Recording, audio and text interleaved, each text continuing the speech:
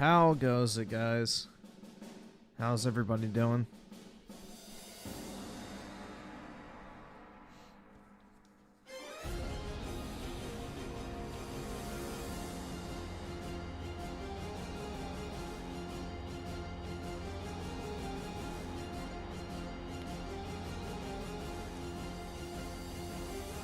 Yeah, I just woke up.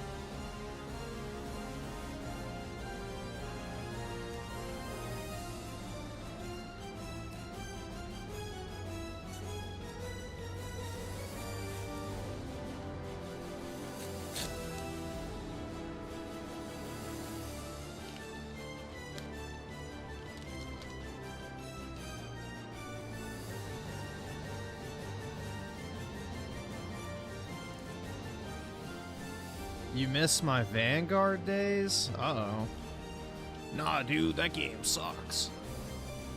It's impossible.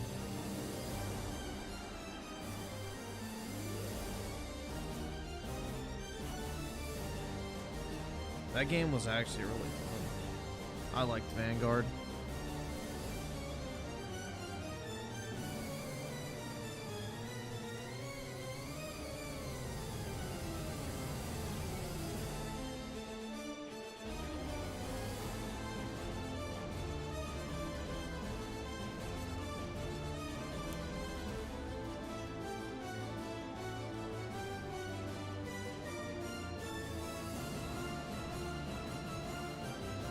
Griffin was gooning to his Aerith cards again. That's right, man. No, actually, I got this hot new Yuffie card in the mail that I'm opening up right now, bro. So, not entirely accurate.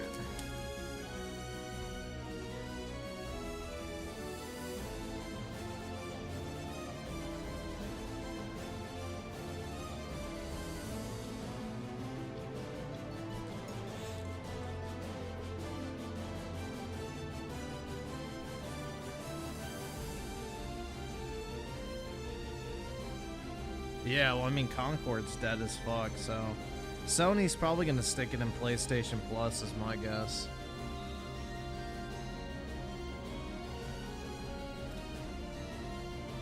They're probably gonna stick it in PS Plus because the sales are so low. And they'll just give away something to people who actually wasted money on it, or they'll refund people, I don't know.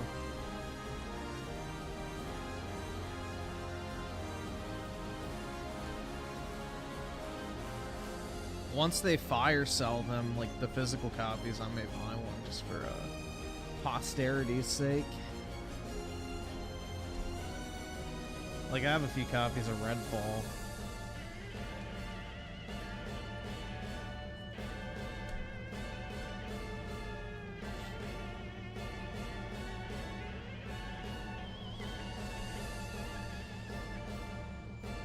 Oh, what the fuck happened? Oh, there we go.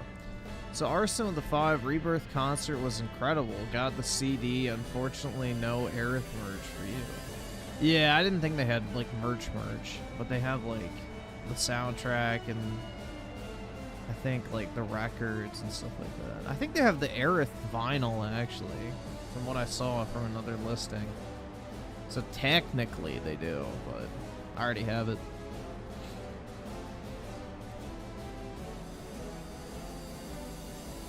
Play the Final Fantasy VI song. Do you remember what it's called? Just reply to your super chat and put it there. I don't remember the name of it.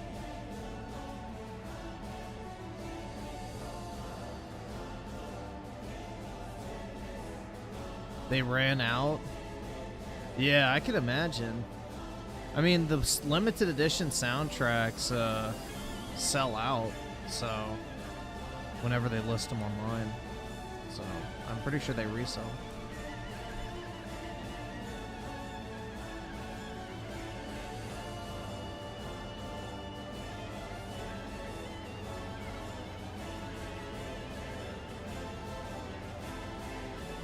Yeah, well, dude, Concord is absolute dog shit.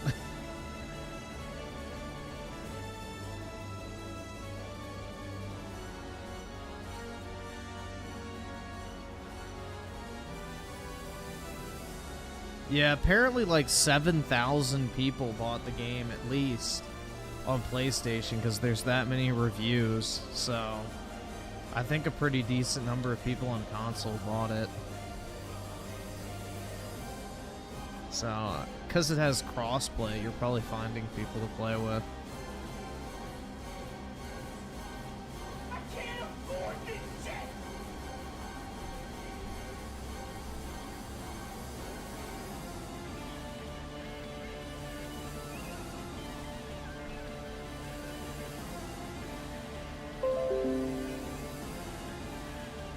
Fuck off. My computer does not have AIDS.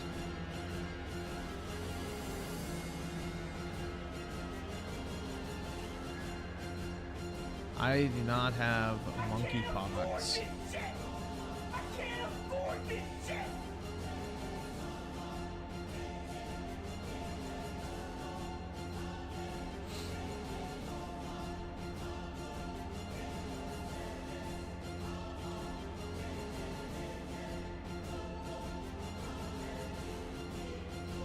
Gollum has a higher player count on Steam, as it should, man. Gollum's a better game. 道を極めた者がたどり着く場所はいつも同じだ。時代が変わろうとも、そこに至るまでの道のりが違おうとも、必ず同じ場所に行き着く。一緒に行くか？うん。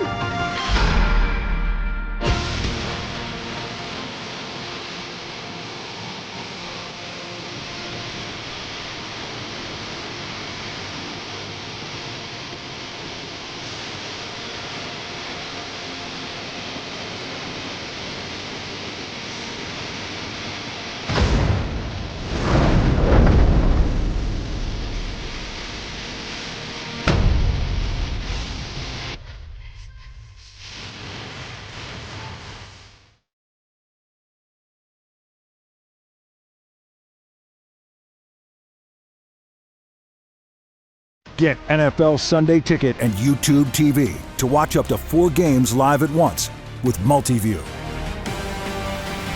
Watch every game, every Sunday, all in one place. Sign up today. Terms and embargoes apply.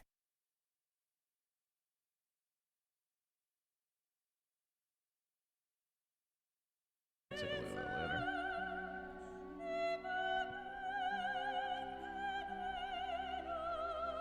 Oski Woski with the 2. Concord peaked with 600 people on Steam. Like, oh, yeah. Apparently it sold decent on console. I don't know how decent, but definitely better than Steam. But that's not really saying that much. It's going to be dead in a week.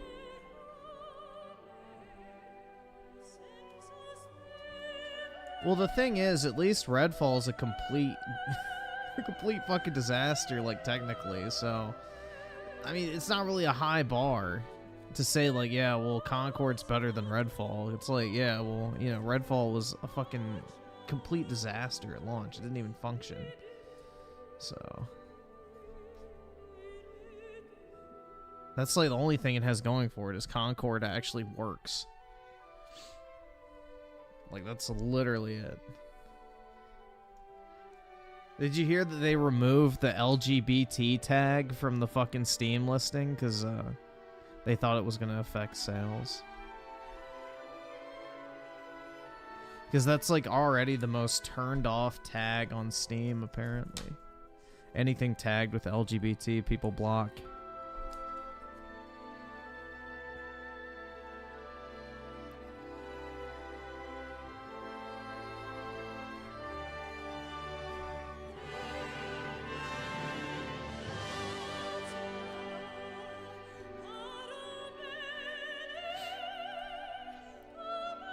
Z-Herb with the 5. So, Griffin, have you seen the clip of RFK walking on stage with Trump from behind? Yeah, I've seen that angle. Pretty epic, kind of cool to see overall. I agree, man. Dude, the fucking shit libs are freaking out over that. They're like, oh, nobody cares about him, dude. But I think they released, like, polling data before the endorsement even that 70% of RFK voters would be more likely to vote for Trump than Camel Toe. But now that RFK has come out and endorsed, apparently it's going to be even higher. And on top of that, people who were previously like voting for Camel Toe because they thought RFK couldn't win might now also be swapping back. So, kind of interesting.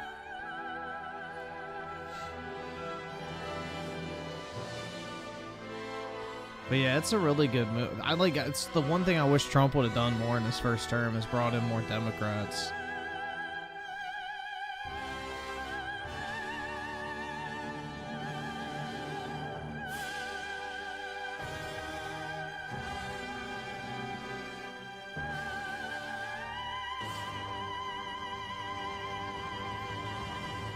Britt with the 2. I will keep Concord alive for Jim Ryan.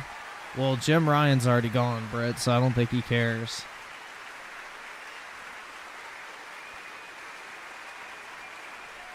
I don't think he cares. He's already long gone, you know, cashed out of his Sony shares, living large.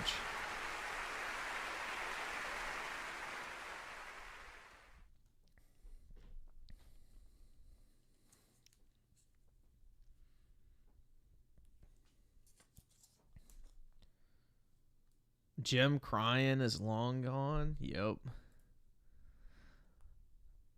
He's like sitting on a beach or something somewhere.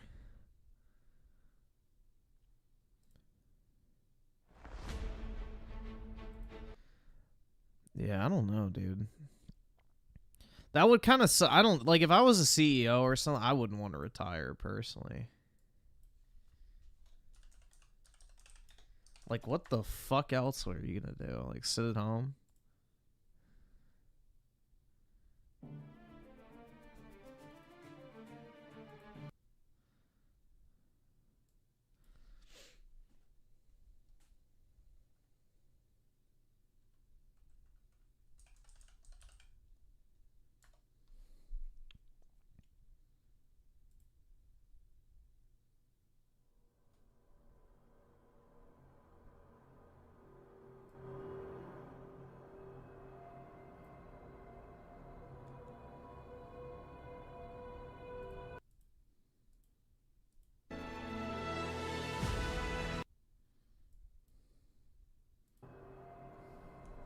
Seven-Minute Man with the 5. Just finished with Wu Kang.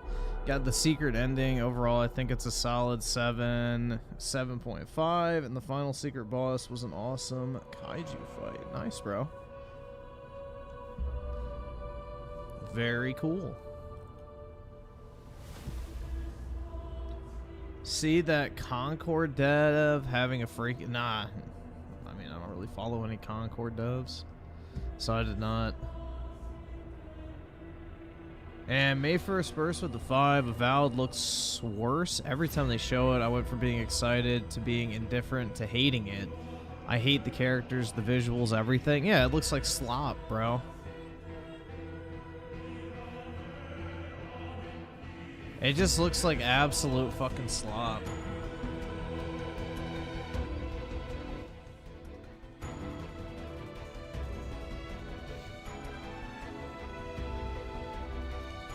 Saw a lot of cosplays. Standout was White Barrett. Yo, any bad bitches on fucking on site? Hell yeah, dude. Yeah, hopefully that's... I don't know. I still haven't bought a ticket to mine. Like, apparently all the good tickets have been bought and they resell for like $600. So it's like, bruh. So if I want a good seat, it's like $600. So we'll see.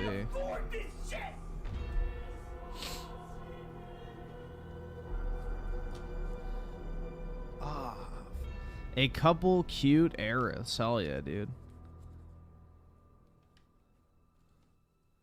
They have good taste. Z-Herb with the 10 saw someone arguing that people trashing Concord haven't even played it or given it a chance. Like, bruh, what do you even say at that rate? It's the same argument people made for Suicide Squad. I mean, the thing is like, I can talk shit by their definition because I fucking played like 6 hours of the beta. So I actually played that dog shit. But yeah, it is fucking stupid. You can watch gameplay and figure out if you like something or not. It's not that fucking hard.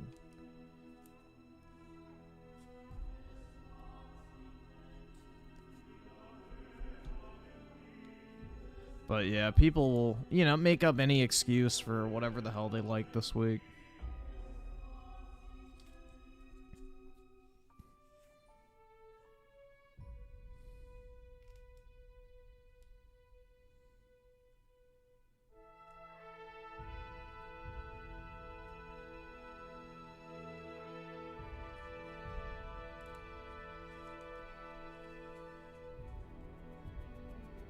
What's wrong with going to a Final Fantasy concert?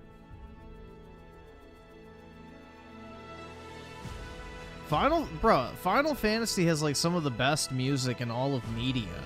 Not even just video games. Like, the main composer for Final Fantasy is like literally in the classical music like Hall of Fame and everything. Like, he's considered to be one of the greatest composers of like the modern era.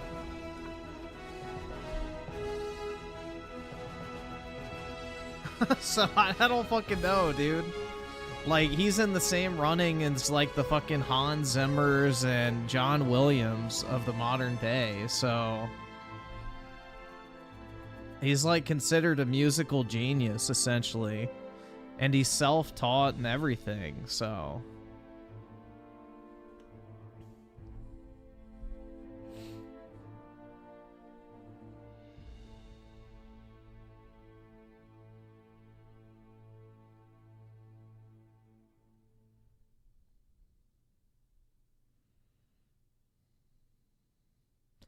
that motherfucker is not touching Hans Zimmer by a long shot. I do not agree with that at all, and I like Hans Zimmer a lot. There's way better Final Fantasy music than the best Hans Zimmer.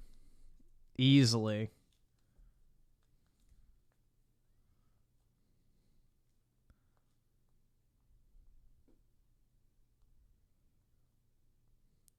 Bro, show me one of these concerts. All right, we'll watch Iron Key short real quick, and then I'll pull one up. No, ain't no party like a Diddy party, so. Yeah, Hell yeah. that's what's up. Yeah. Yes, sir. With all the fucking Fanooks behind him. Everybody know ain't no party like a Diddy party, so. Yeah, that's what's up. Yeah. That's right. That's right. No, ain't no party like a Diddy party, so. Yeah, that's what's up. Yeah, my asshole's itching about the next one.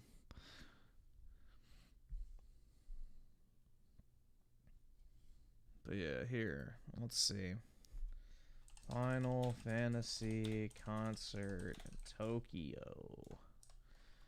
They'd probably go all out there. I can't afford this shit. Oh, it's gonna be the Olympics. But yeah, this is what it looks like, basically. It's like an actual orchestra. Like, playing the music in real time. And it has, like, the screen up with, like, the in-game scenes, basically. So, it's like a live musical performance.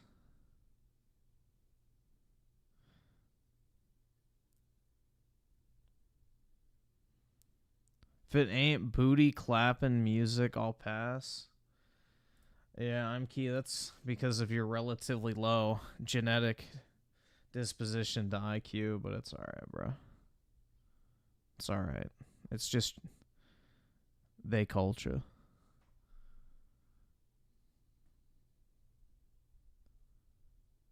You know what they say is people who dislike classical music are stupid. Like, there's a literal link to people who dislike classical music to having low IQs. Like, it's a scientific, like, actual fact that the lower your IQ, the less likely you are to like classical music. That's why, you know, 7-Elevens for a while used to blast classical music to keep homeless people and like loiterers away from the businesses and keep away the undesirables, let's just say. So, yeah, it's like an actual thing. The lower your IQ, the less likely you are to like classical music. I better not take a fat chick to that concert. Well, unless I transition, then that's not gonna happen. Because I would be going by myself.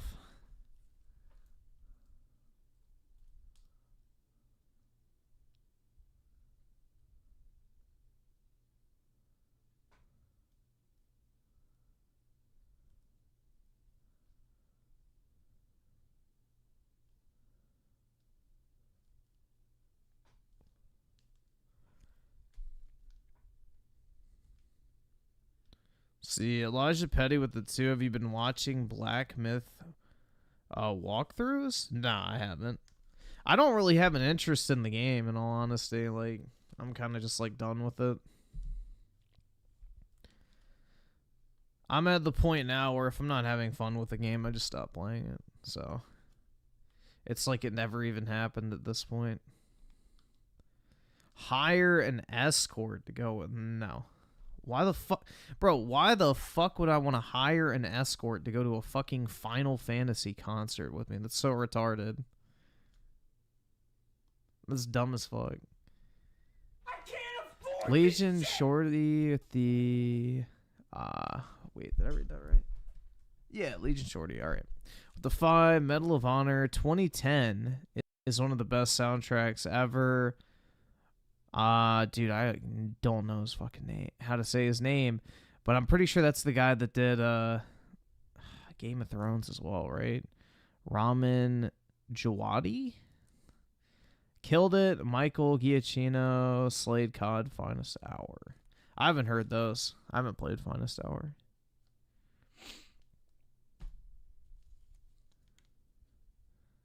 But yeah, Medal of Honor 2010 is underrated overall. That was a really good reboot. Chronicle with the 5. Already got my ticket to see Final Fantasy Rebirth Orchestra in Orlando. Can't wait. Hell yeah, dude. I wish I was in Florida. Chronicle with the 1 gifted membership. Really appreciate it, bro. Big ups. Griffin will bring his escort to his parents' house and say that's his girlfriend. Hell nah. Dude, I'm not paying for a fucking escort. Not a chance. They can pay me if they want to be around me, bro. But I don't want to be around a hooker. Thank you very much.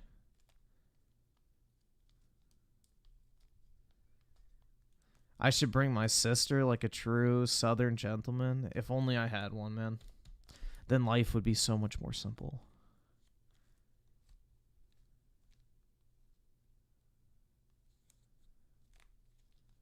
Yeah, I am the escort, dude.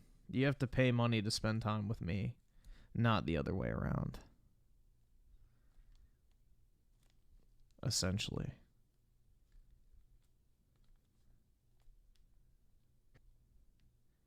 I'm pushing 30. You got to take someone with you eventually. I don't really think it matters what age it is. I'm not really that pressed about taking someone to the fucking Final Fantasy Rebirth concert with me. I think I'll survive.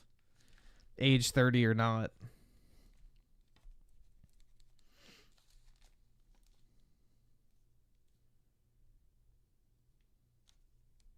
No, I'm pushing positivity, dude. AKA pushing P. You know, truly humble under God.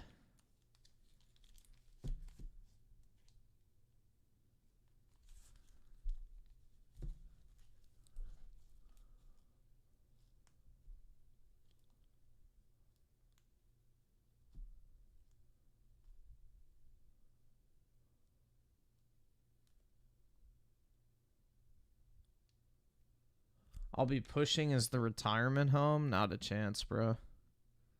I'll have more than enough money to stay in my own home. I'm not living amongst the poors.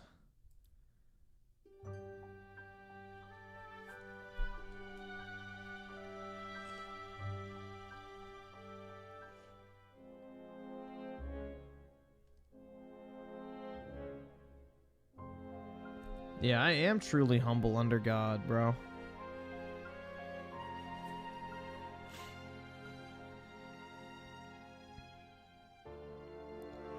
My favorite Borderlands 2 to play is the Necromancer.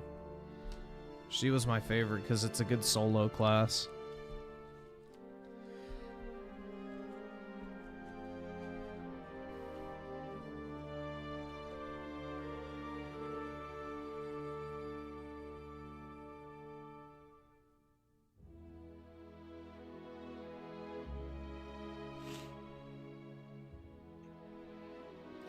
Well, I guess Mr. Beast didn't get canceled, bro, because he's still getting a shit ton of views. I don't normally do Yeah. I don't think the cancellation of Mr. Beast worked, guys. I think he's doing alright. Still getting like 100k view or 100 million views, which is like normal for him, so I think he survived cancellation.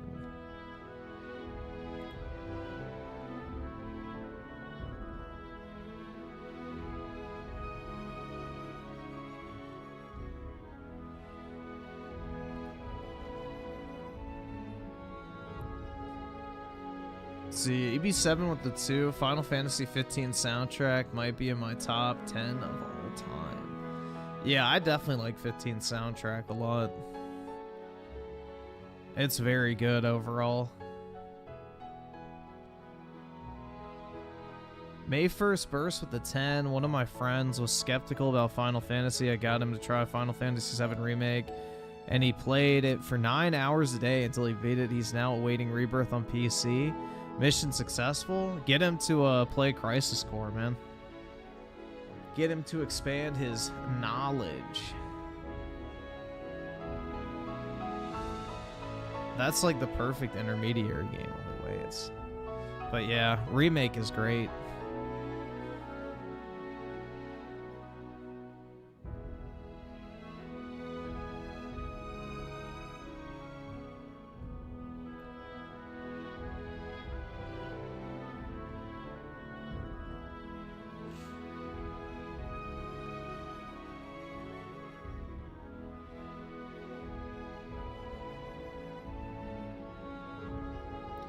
Why the fuck did Final Fantasy 15 use Stand By Me? Because, like, that's, like, the whole theme of the game is Noctis and his, like, you know, squad standing by him to help him fulfill his duty. But Final Fantasy always has, like, a theme song or whatever that's, like, an actual song for the most part. At least in recent history. Ever since, I think, like, what, Final Fantasy 8? Yeah, I don't think 7 had one, but yeah, ever since Final Fantasy 8, they've had like an actual like song that's like the theme of the game. That's like an actual like, you know, lyricized song sung by like a professional singer, whatever band, whatever it might be. But yeah, that's just what they've done. So 15's was Stand By Me. I know 8 had one. I don't think 7 did. 7 Rebirth and Remake do, but...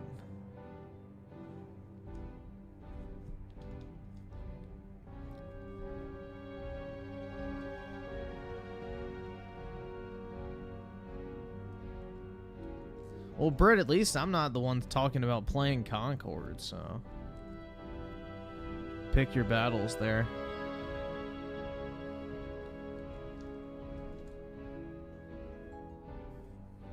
I don't know if you want the smoke.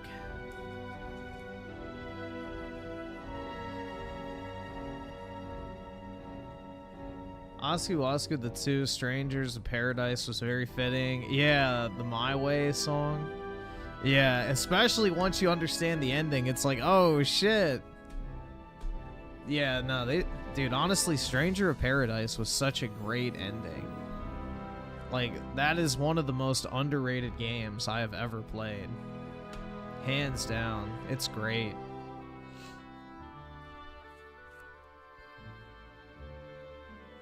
You'll play as the white guy in Concord, so I guess you won't be playing at all.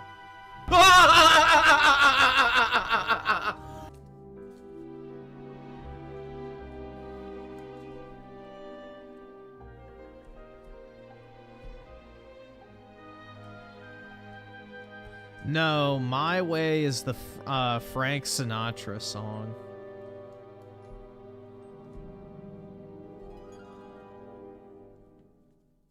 Here, I'll just show you real quick.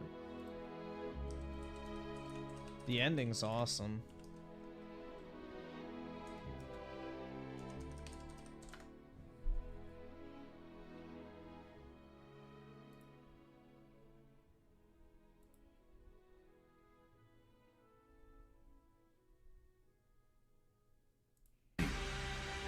Then what happens next? Let's see. How about I spirit you away to my dark castle? Foreshadowing! Oh my god! Father will send his armies. Oh, I won't stand a chance. But the Lord of Chaos might. Maybe I should change jobs. Whoa! Oh my god, dude. Then the warriors of light will come.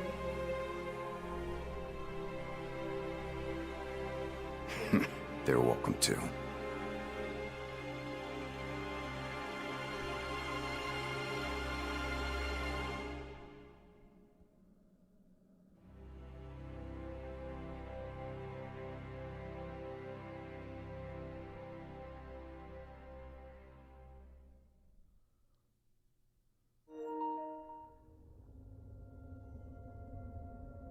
Cloaked in gloom and veiled by shadow, we await that. Bro, she's fateful literally a day when the waifu? warriors Yeah. of light He arise. bags her at the end of Final Fantasy 1 as well.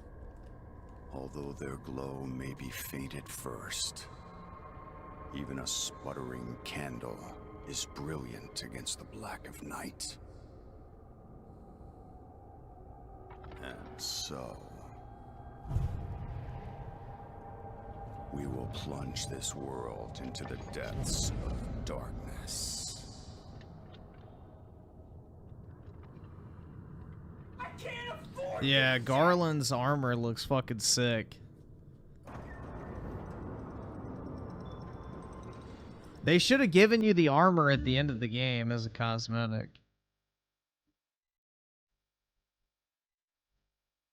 I can't afford this shit!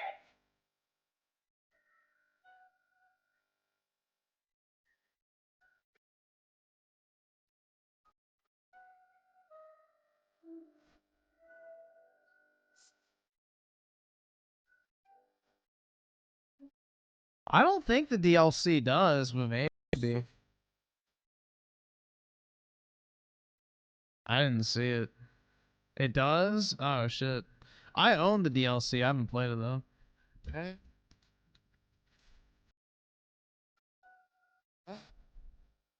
Alright, so to make it very, very brief, because the plot's actually kind of complicated because it's Final Fantasy. But essentially what happens is you have the Lufenians, which are like this advanced race of people who use the, I guess, world of Cornelia as like a testing ground for like how to balance darkness versus light so that their society never falls to darkness, essentially. So they basically use it as like a petri dish, basically, to figure out how to fight against the infection of darkness, essentially. And what happens is through the plot of like this game, you're severing the connection between Lufenia and Cornelia, because every single time they run this test, they basically kill everybody, reset the world, and then just repeat the cycle over and over and over again. So basically everybody's in like this infinite time loop of dying over and over again and the world resetting. So throughout the plot, you know, Jack tries to break that cycle and free Cornelia from being purged over and over again by the Lufenians. So in order to do that, he becomes Chaos. And throughout the whole story, there's like this like legend of 4 warriors of light arising to kill Chaos and like save the world, essentially. So Jack becomes Chaos. In doing so, forces the Lufenians to sever the link between their world and Cornelia. Then he goes back in time 2,000 years to the beginning of like the cycle in order to create the events necessary to bring about like the legendary Warriors of Light who will destroy chaos once and for all and bring peace to the world. And that's basically the plot of Final Fantasy 1. So it's basically a prequel to Final Fantasy 1 and how the world got into the state that it is when you start that game. And throughout the game, you're basically creating the circumstances that the Warriors of Light need to go through in order to, you know, free the world once and for all. So that's a very brief story summary.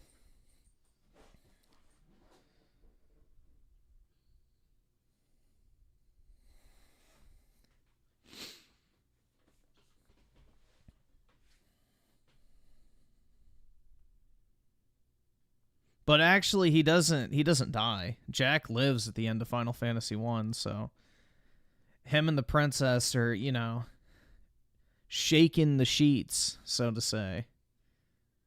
So, yeah, he gets a happy ending at the end of it all, so, W.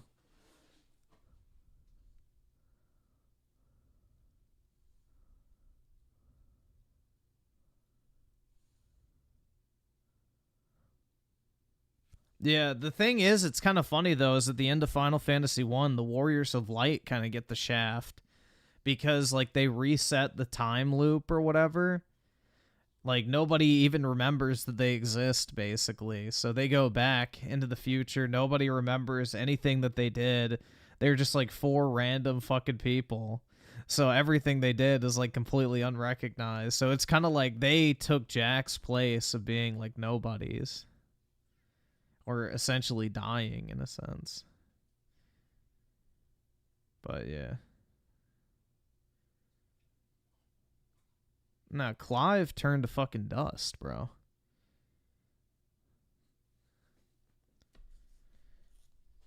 He didn't turn into crystal. He turned into straight up dust. He didn't turn into Vanille from Final Fantasy 13.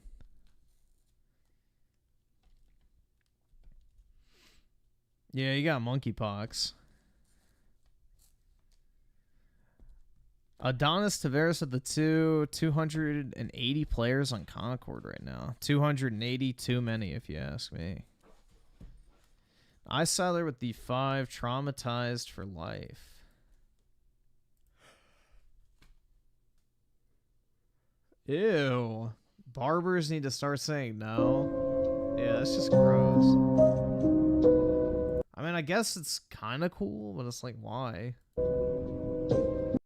The hair looks nasty, though. Imagine the smell of that shit, because you ain't washing it.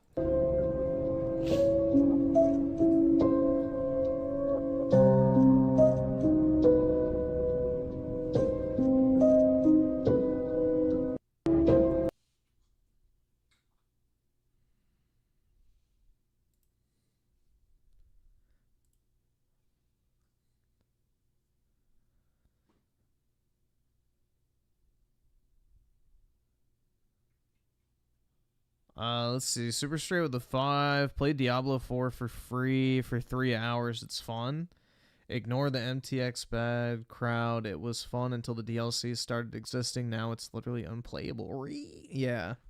I mean, I always liked Diablo 3, and the whole thing was, oh my god, the real money shop ruined the game. It's like, you know, you don't have to engage with it, right? So... yeah, I don't know, man. That's a pretty common occurrence, especially with Diablo. The community loves to bitch. But Diablo 3 was a perfectly fun game as well, too, and people complained about that, so... you literally can't fucking win nowadays with any type of game development. It's literally impossible. There's always going to be someone bitching and moaning about something stupid. Yeah, Redditors deserve the death penalty. I agree, Amki.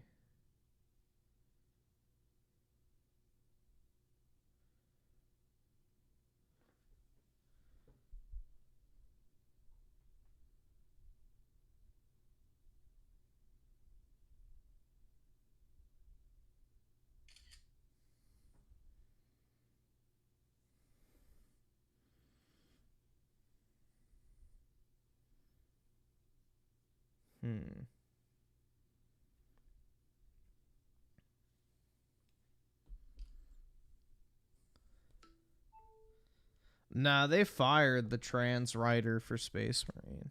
So, that's a false alarm. It's a false alarm. Did I just take a pic? No, I was trying to take a picture of this Yuffie, Aerith, and Tifa card that I just got, but it didn't turn out right. So, I gave up.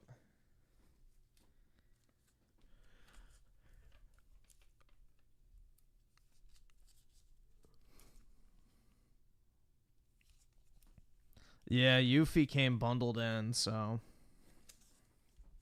I did not seek her.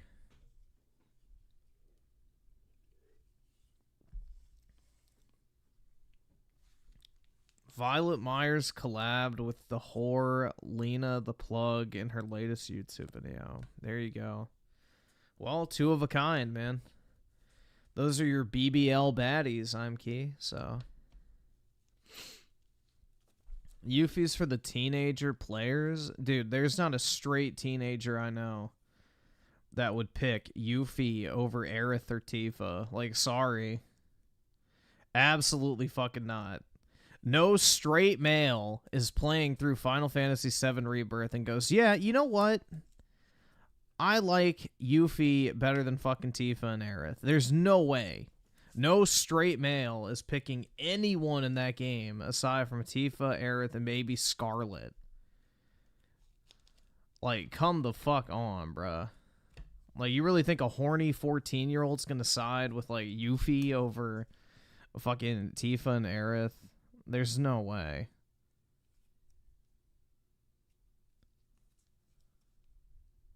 Ain't no way.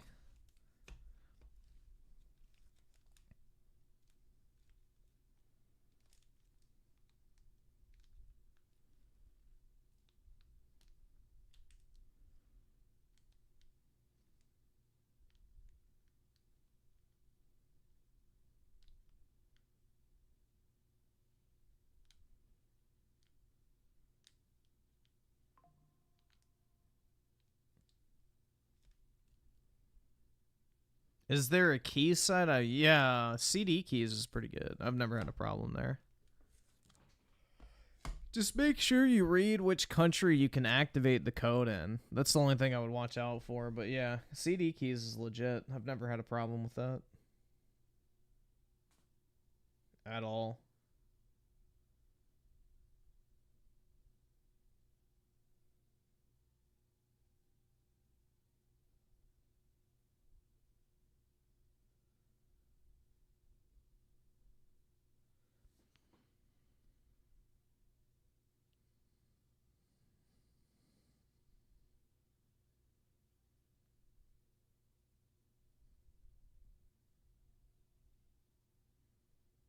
Jessie is a throat goat? Nah, she's just the village bicycle. She's just the village bicycle, dude.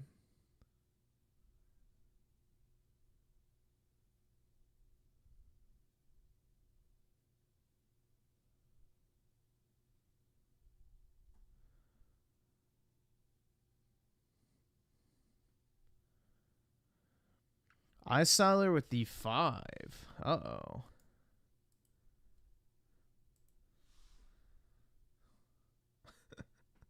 Oh my god. Yeah, look at the games released this year, Colt.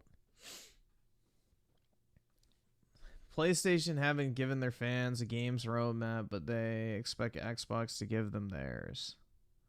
Well, Xbox already gave it to them.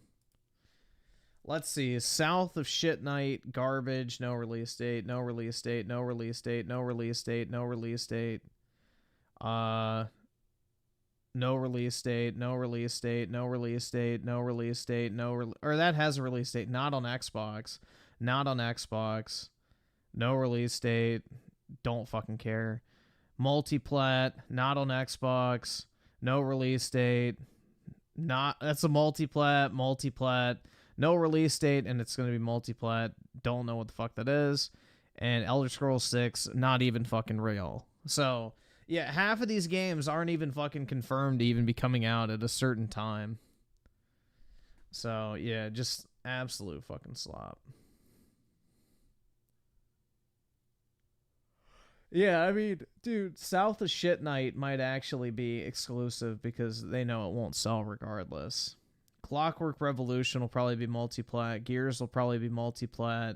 Don't know what the fuck that is. Avowed will probably be multiplat after it flops. Outer Worlds 2 will be multiplat. They'll use the excuse that the first game was already multiplat. Fable will probably be exclusive for a time. Everwild is in development hell. Who the fuck knows when it's going to come out. State of Decay will definitely be multiplat. Age of Mythology, that'll probably stay exclusive. Towerborn, it'll flop, so it'll probably stay exclusive. Don't know what the fuck that is. Flight Simulator might go multiplat. I could actually see them doing that. Indiana Jones, we already know is a multiplat. This is not on Xbox. This will probably be multiplat. That is multiplat. That is multiplat. This will probably be multiplat. That will definitely be multiplat, and I don't know what the OD is. I can't afford Isn't that like a fucking Netflix show? The OD or some shit? With like the fucking retarded school shooter dance sequence? I think that's that show, right? From the fucking memes. The school shooter dancing scene. I think that's what it is. Have y'all never seen that shit? I can't play all of it, but here. School shooter dance scene. It's, oh, the OA. Okay, yeah, not the OD, but the OA. Bro, it's so retarded. Y'all might recognize it when you see it. I gotta speed it up because it'll get it fucking claimed quickly. But yeah. Dude, this shit's so retarded.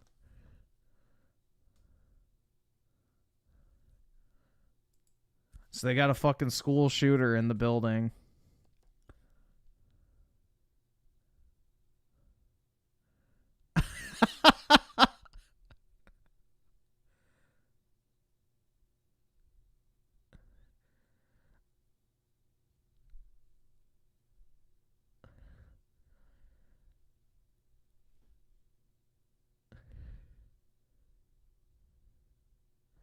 Alright, well, that's like some fucking bullshit. Alright, but yeah, you get the point. That's the scene. Yeah, I'm pretty sure that's how the show ended. It was like some fucking just weird shit, bruh. But yeah. You've probably seen memes of that before. But yeah, basically they're dancing to stop a fucking school shooter. Like, the whole show is fucking retarded. I watched it when I was just like bored one day. I had it on as background noise, and it was absolute garbage. It's called the OA. Like, letter O, letter A.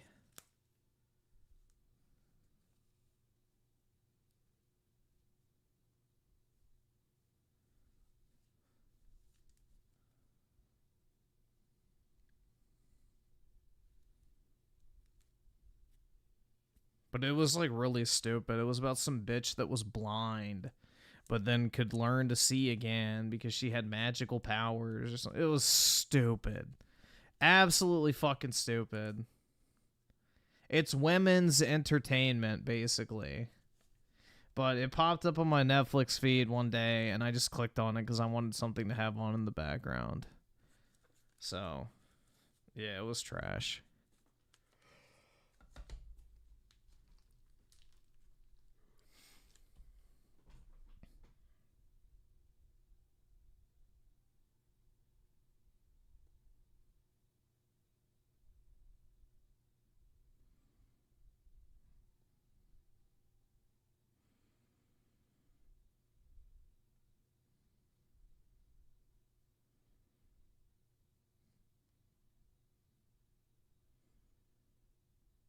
Yeah, the Palestinians should try that. Absolutely. Start dancing in front of the fucking guns. Yeah, apparently, isn't Israel, like, bombing the shit out of Lebanon right now? I think so. Like, they did an airstrike against Palestine earlier. because apparently the Palestinians were about to launch an attack on them, and then 15 minutes before that was set to take place, the Israelis just bombed the shit out of them. And now they're attacking Lebanon. So, yeah, shit's going down, man.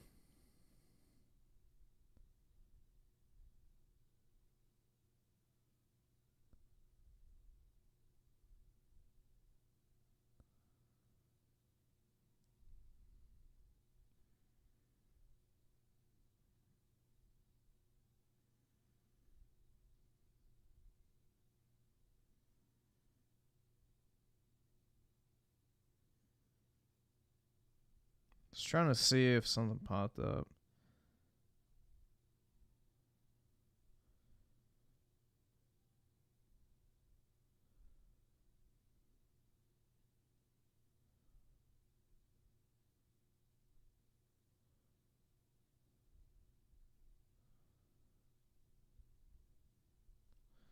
See, Israel, Lebanon.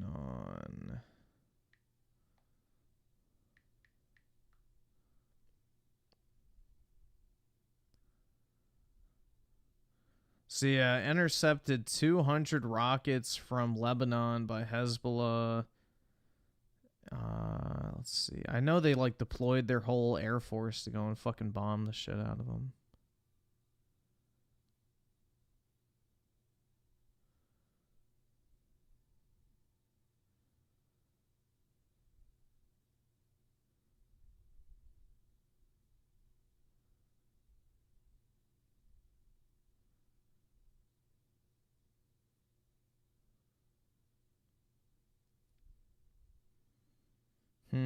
Can't find anything yet.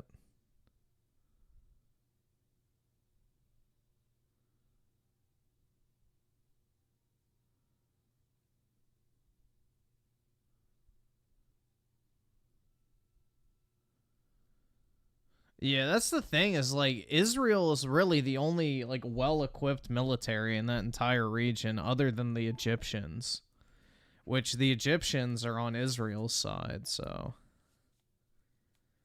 yeah, really, the Middle East doesn't have, like, competent militaries aside from Israel and Egypt. Like, the rest of them are just a bunch of bumfuck retards.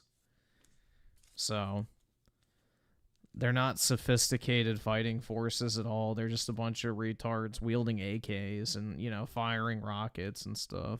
So...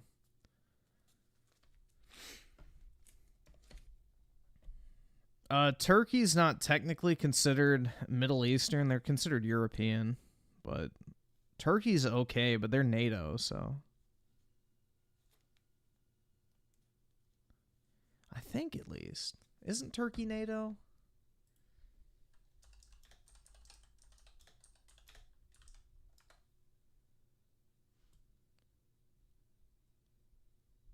Yeah, they did. That's what I thought. So yeah, Turkey, I think, is technically considered European. Saudi Arabia really doesn't have a good military. They don't really have a great military at all. Very few Middle Eastern countries have a good military.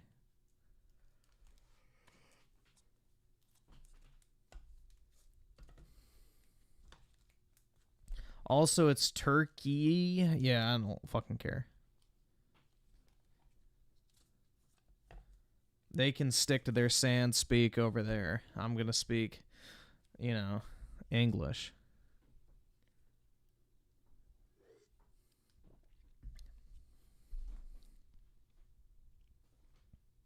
Saddam had a good military? Then why did we take him out in a few weeks? No, he didn't. Hello, Tifa. That's not Tifa, bro. That's Renoa. That's not Tifa. It's the better Tifa, basically.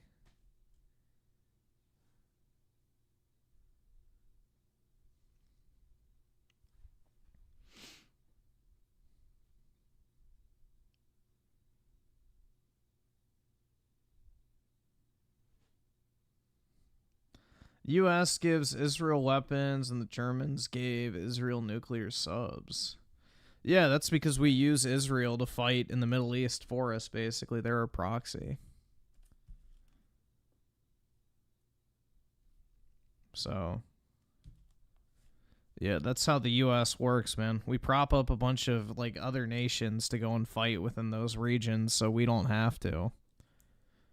You know, instead of us sending a bunch of rockets to Lebanon, for example, the Israelis can just hit them, like, close range.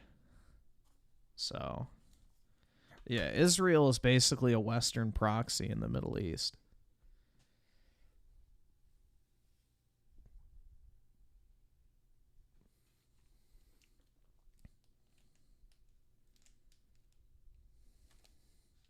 The short on the very left, this one.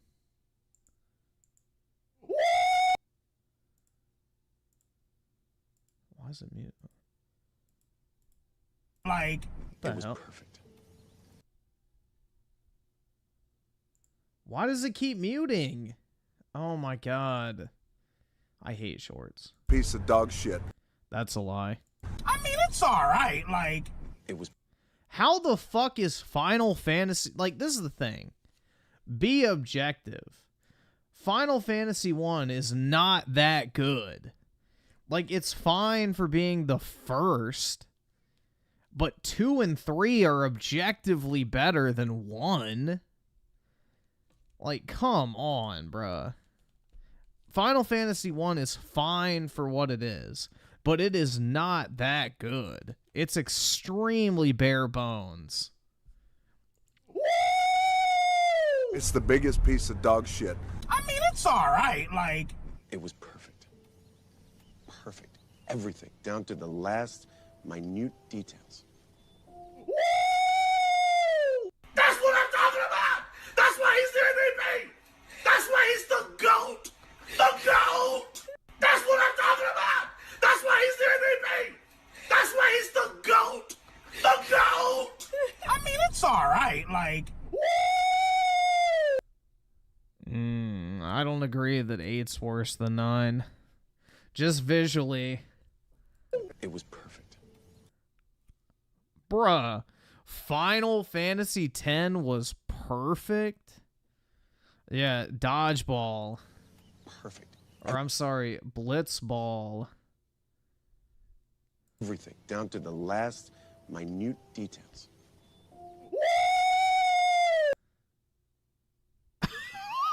What? The fucking online game? Yeah, no. Absolutely not. I mean, it's alright, like... Bro, he ranked 11 better than 12? It's the biggest piece of dog shit. And then 13's worse than fucking 11. Yeah, no, not a chance, man. Shit. That's what I'm talking about! That's why he's the MVP! That's why he's the GOAT! The GOAT! I mean, it's alright. Yeah, shit list. Like... That's a bad list. That's a horrible tier list.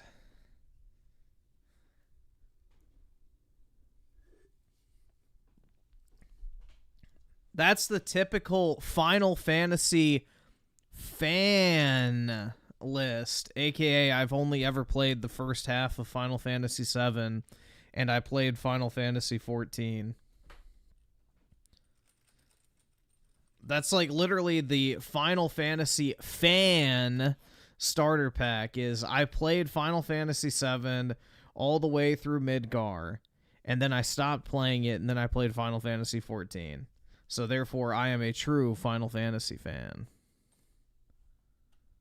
So that's like 90% of the so-called Final Fantasy fans out there. They don't even play the actual games. They like play part of one and then the MMO.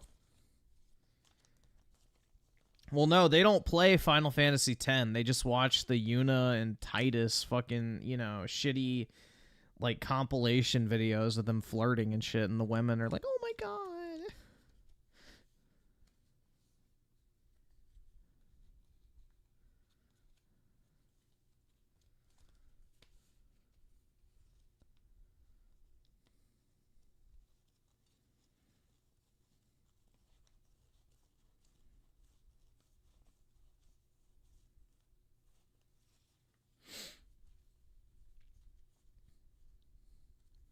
I watched Titus video. Fuck no. I don't like Final Fantasy X that much. It's okay. But I didn't really like go soy. I like 7 and 8 more than 10.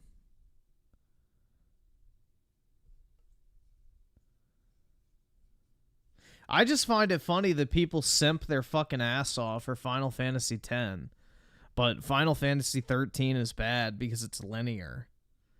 Like, the same people that will tell you that Final Fantasy X is a masterpiece are the same people to say that Final Fantasy 13 sucks because it's too linear.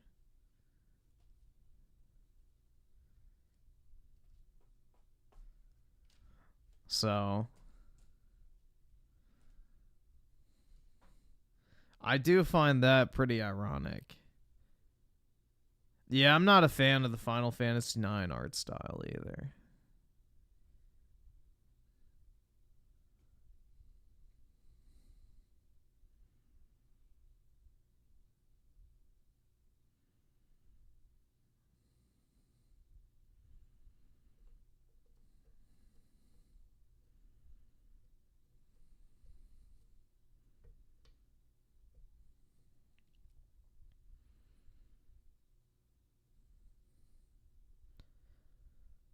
No, that's just Renoa.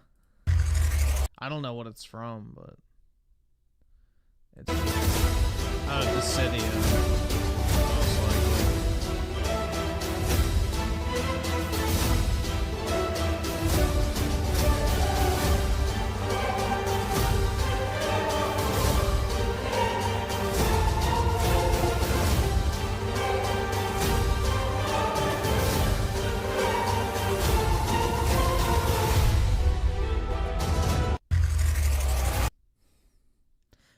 She looks good. Yeah. She's like a better Tifa, basically. Renoa is basically just better Tifa. Essentially. Yeah, use the dog as a bolt.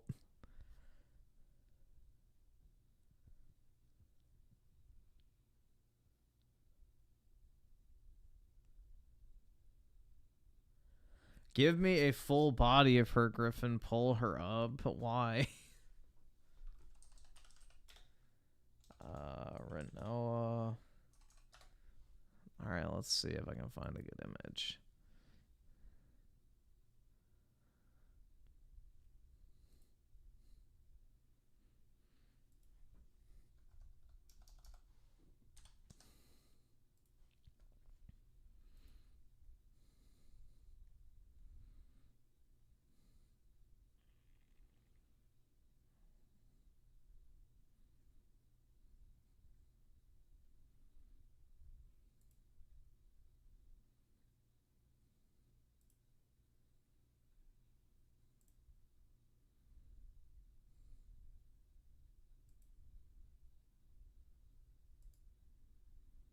I guess that works. There you go.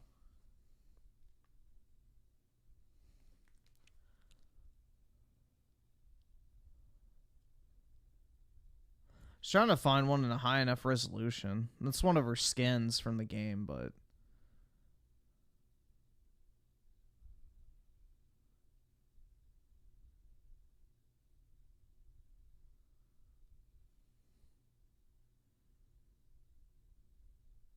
why does she look almost exactly like Tifa? Because there was only 2 years in between Final Fantasy 7 and 8, so they reuse a lot of character models.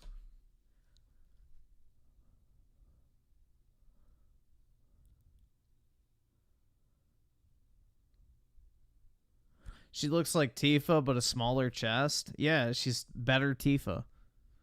Literally just better Tifa, bro. That is Renoa. So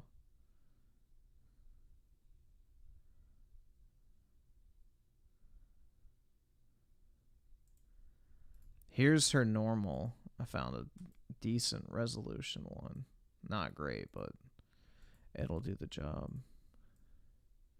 That's what she looks like normally. It's like her normal outfit.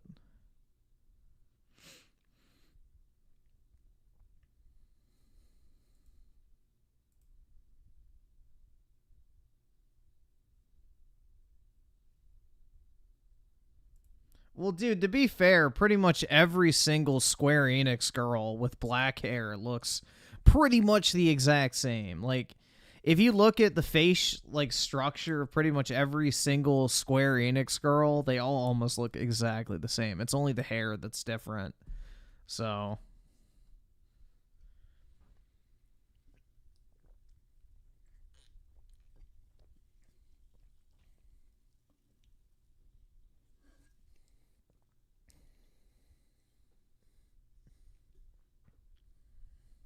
But yeah, there you go. Better Tifa. Pretty much.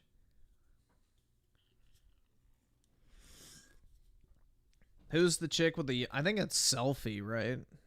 Let's see. If I'm remembering correctly.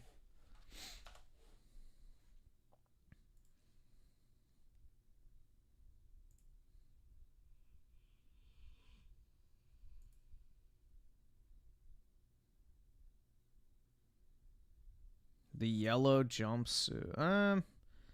It's not really a jumpsuit.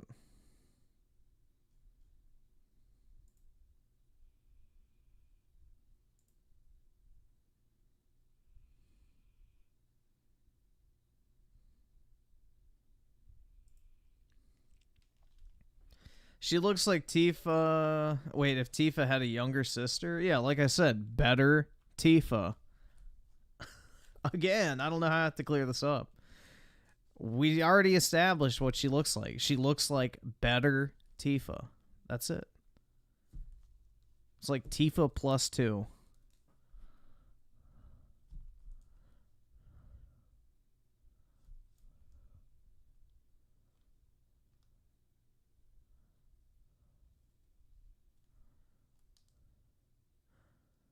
Yeah, she was a better character for sure. Yeah, Renala was a much better character.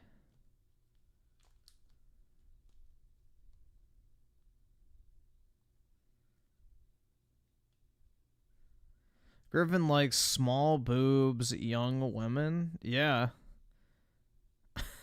I don't know how to so I had to say this, but yes, I prefer shape over size, and I prefer slim builds over whatever you want to call it, voluptuous. So yeah, I don't like comically large fucking proportions. I would say like a C cup or a B cup is like the perfect size, man. Like, that's fine. Anything bigger, you get into the zone of eh. I like chicks with the slim build, bro, so fucking sue me.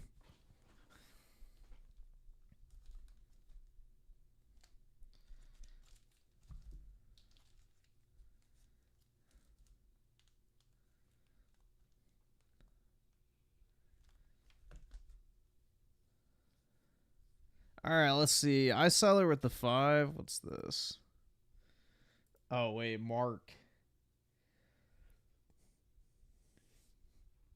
Our ambassadors, Timothy D. Schneider and Mark Hamill, are raising 441,000 towards 30 demining robots to help clear Ukraine's land of explosive ordnance. Bruh. For Ukraine, wishing Ukraine the happiest of birthdays as it celebrates 33 years of independence. Not for long. But yeah. Good old Mark, bro. Oski Woski with the 2. You convinced me, Griffin. I'm playing Final Fantasy VIII right now. Nice, dude. Wait, so why do people hate? Oh, well, people hate Final Fantasy VIII because the junction system is kind of hard to learn. But if you look up how to exploit the junction system early on, you can literally break the game. So it's very fun and exploitable if you put in like the research of how to break it and do the card game to grind. And you can like basically become god tier to where you can one-hit everything from the very beginning of the game onwards. So... yeah, it's just the junction system is a weird level up / stat system in the game. It's very easy to exploit, though, once you know how it works. But yeah, there's like a card game in the first area, And if you like follow the steps correctly and you just grind the card game for a while, you can basically junction all the like cards that you convert to magic, and then you just become basically unkillable. So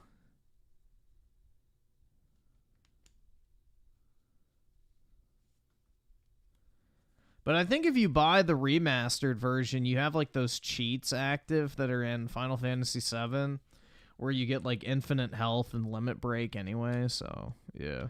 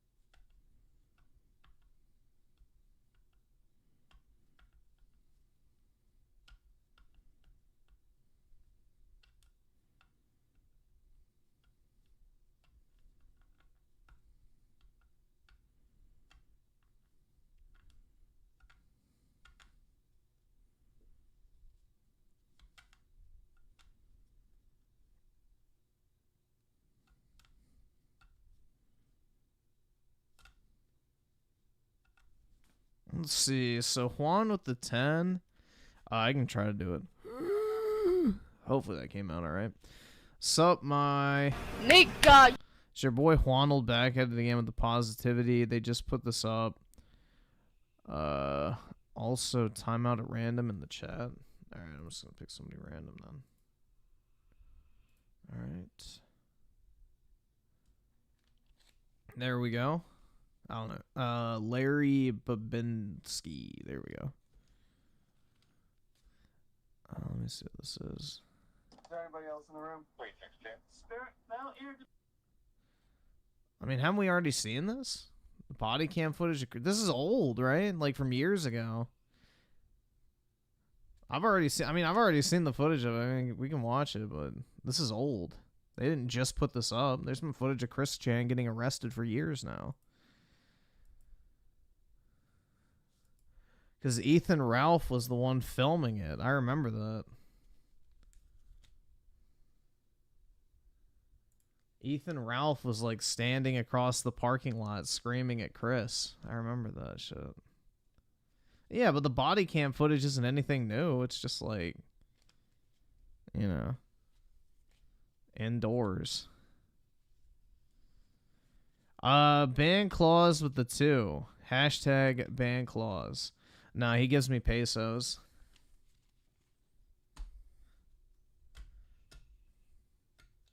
I wouldn't ban Claus anyway, because, you know, Claus is an integral pillar of autism within the community. So, you remove too many of those and the entire foundation collapses.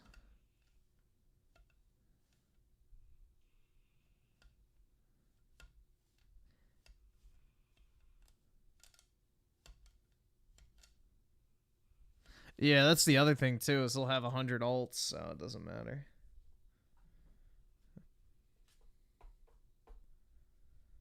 Isn't pesos funny money? Yeah, but I enjoy a good laugh.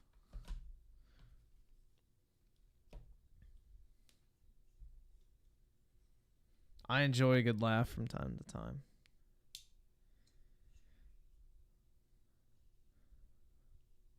Well, Claus definitely has more alts than I have friends, that's for sure. Like, shit. Even if he only had one.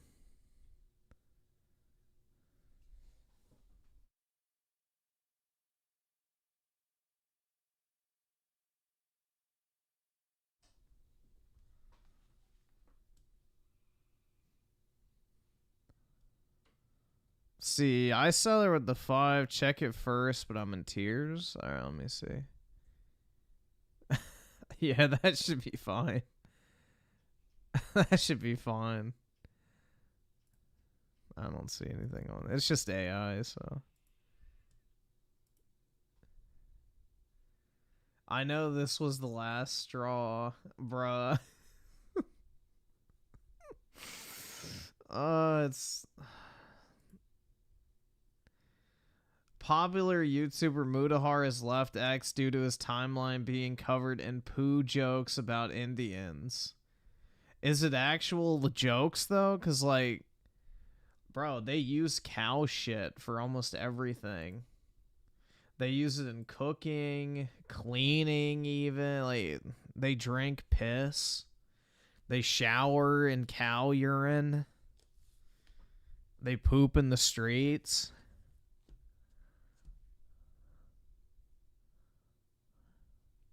I can't afford this shit!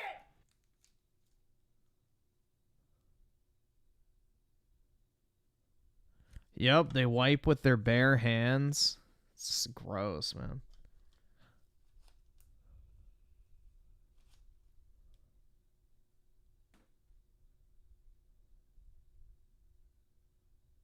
Either subscribe, donate, or get the fuck out.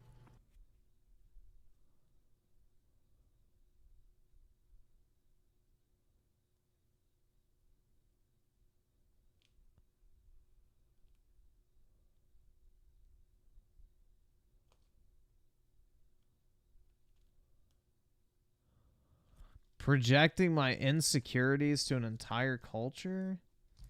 What insecure... Bro, I don't have any insecurities about using shit to cook food. Or showering in fucking cow piss. It's disgusting. What the fuck does that even mean? Insecurities? Yeah, no, I don't have the problem of showering under a fucking cow pissing. Sorry.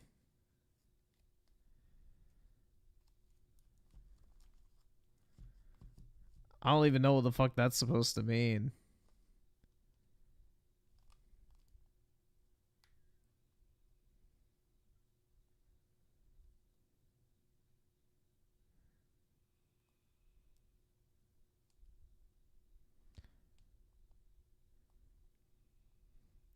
Tim Marco the 7, but nah, Griffin, they have yoga and meditation so illuminated. Yeah. We have running water and soap. Yeah, most people in India are like literally dying from like respiratory disease because of how shitty the air quality is and like all the sickness and like just disgusting shit that they burn and have in their air. Like, it's a literal biohazard just to walk around in India. Like 70% of Indians, I'm pretty sure it is, has like some sort of chronic respiratory issue or disease from the air quality.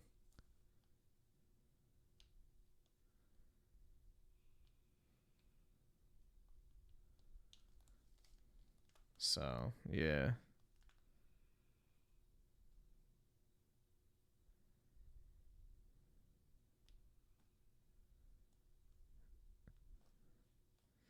Oski Woski with the 2. No, stop. Please tell me they don't cook with shit. They do. They burn cow shit.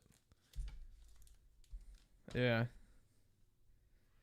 They use it as like charcoal to cook with. I can't afford this shit!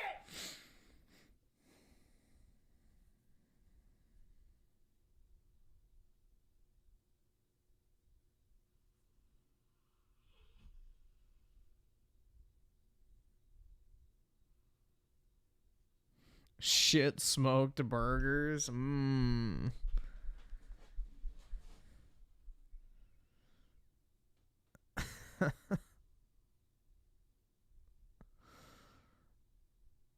That must smell. Oh, yeah. Mmm. Nothing gets the appetite roaring like some burning shit. Yummy.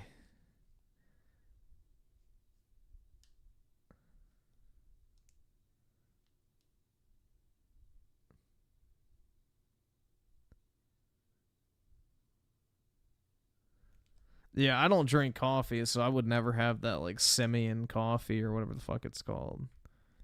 Where they have, like, the monkeys shit it out. Have I given up on Wukong? Yeah, probably. I don't really want to play it.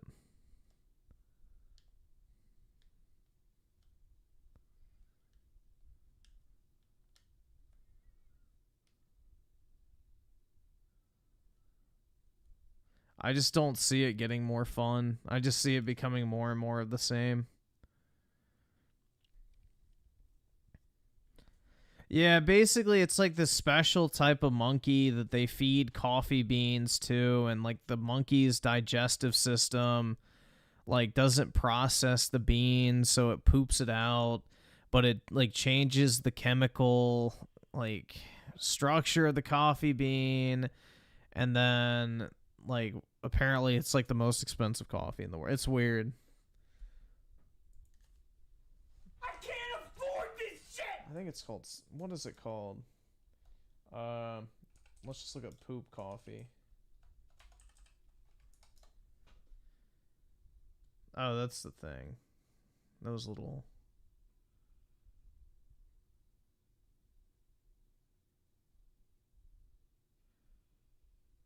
This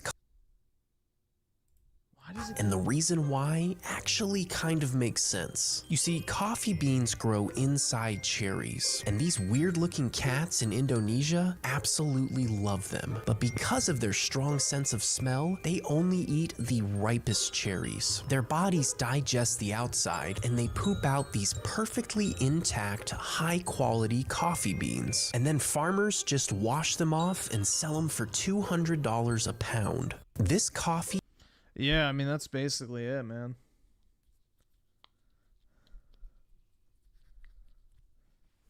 But, yeah. I'm not a coffee fan already, but, yeah, that's pretty much it.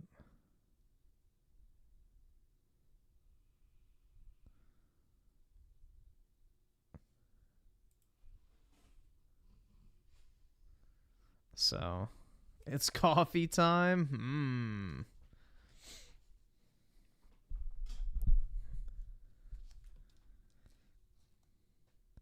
I've started casually playing Final Fantasy VII Rebirth for a second time. Nice, man. Good choice. I would try it just because it's expensive. If I were a coffee drinker, but I wouldn't buy it regularly, most likely.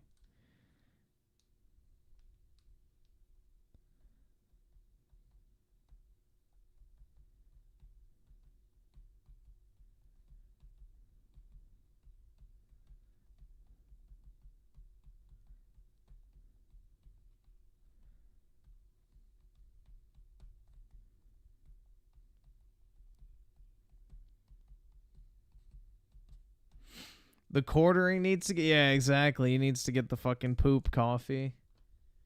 For coffee brand coffee.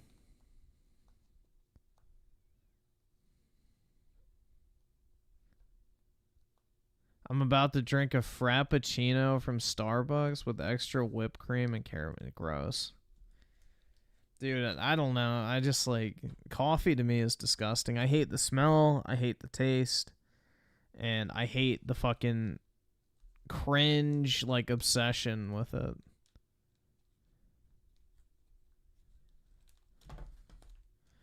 Like people like basically gaslight themselves into believing they like coffee or need it. It's really weird, man. Very fucking weird.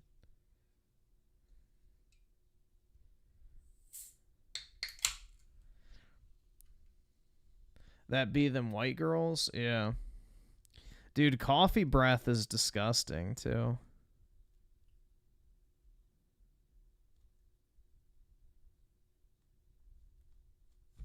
Raging Boar with the 5, 1/4 coffee, 3/4 hot chocolate.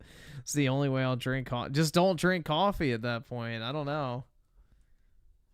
It's just, I don't... Like, people will literally order coffee to, like, have it not taste like coffee.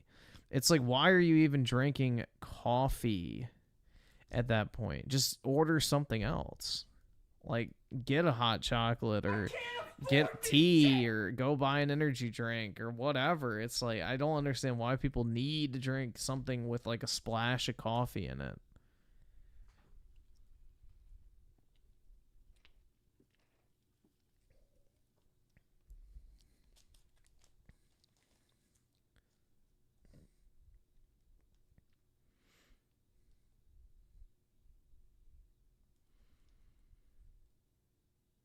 coffee doesn't even have that much caffeine in it, especially when you're drowning all the coffee out with fucking, you know, cream and sugar and all that bullshit.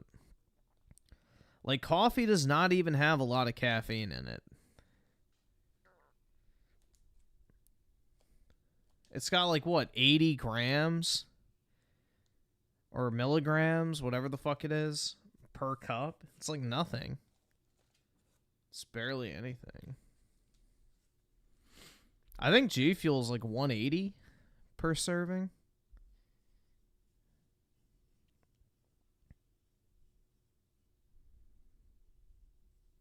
But yeah, you can just buy caffeine powder. Like, literally, you can go and buy, like, a thing of powderized caffeine and, like, just mix it in a glass of, like, orange juice or just put it in water or whatever and just chug it. Or you can just go buy caffeine pills and pop a couple caffeine capsules every once in a while. So, yeah. You don't need coffee. There's no need for it. It's just people are obsessed with fitting in. So like, oh, I need coffee. It's like, no, you don't like coffee. You just like the stigma of it. I can't afford Altarez the 2, don't talk to me until I've had my daily cup of joe. Yeah, that shit's so fun. It's like, if somebody said that to me, I'd be like, I'd just rather not talk to you at all. That'd be my response if somebody actually said that to me in real life.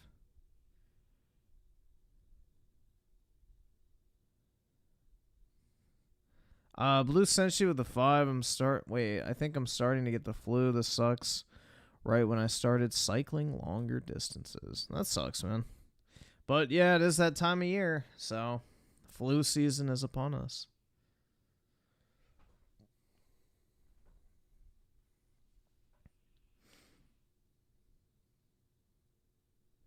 Coffee is goated. You're still a kid if you don't like it.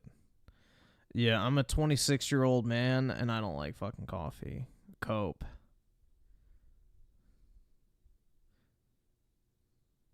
I can't afford this shit! I can't afford this shit!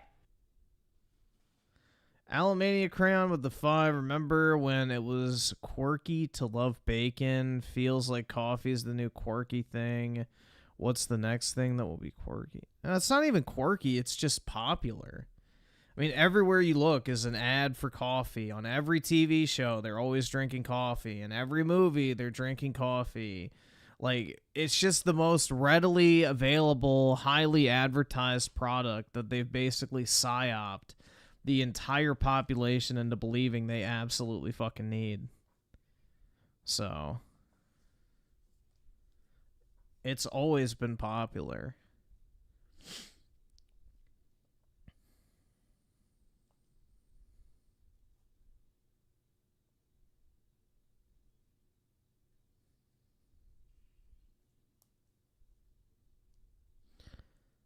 It's like drinking, basically. It's like, it's not even like a thing people like doing. It's just become such a important part of life, essentially, that it's like a habit everybody has, whether they like it or not.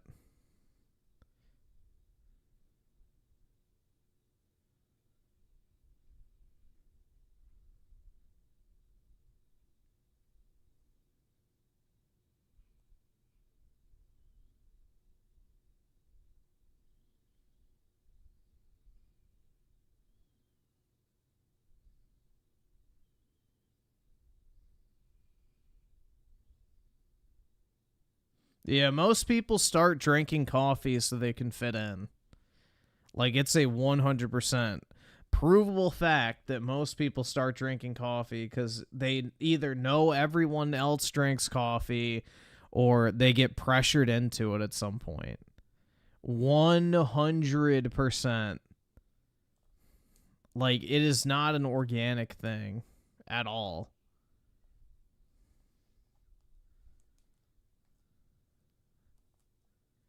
Raging Boar with the 5. Typically, I'll drink an energy drink or soda. Yeah, I mean, I'll just drink G Fuel. But I don't even need caffeine. That's the thing. Caffeine doesn't wake me up. It just makes me not get more tired. So if I'm already tired and I drink caffeine, it just basically keeps me tired. It just makes me not get more tired. If everyone hates coffee, Griffin would love coffee. No, because I don't like the smell or taste. The smell and taste of coffee is fucking disgusting. Just like the smell and taste of beer is fucking disgusting. Just like the smell and taste of bourbon is fucking disgusting. I don't like it. It smells and tastes horrible. Absolutely horrible. Or the smell of fucking cigarettes is fucking horrific. Why the fuck? Like, no. I don't want to fucking ingest something that I don't even like. There's no fucking point. It's like, yeah, every time I go to get fucking, I don't know, what, McDonald's, I feel like absolute shit after I eat it. But, you know, I'm going to keep eating it anyway. No, if you don't like it, don't fucking eat it. It's dumb.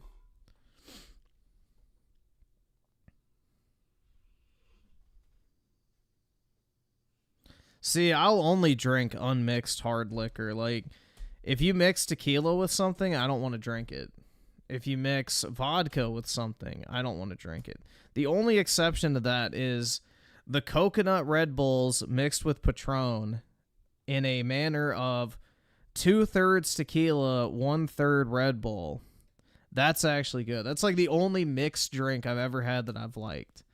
But yeah, I hate mixed drinks for the most part. I will just drink straight up liquor versus a mixed drink. I don't like all that extra shit.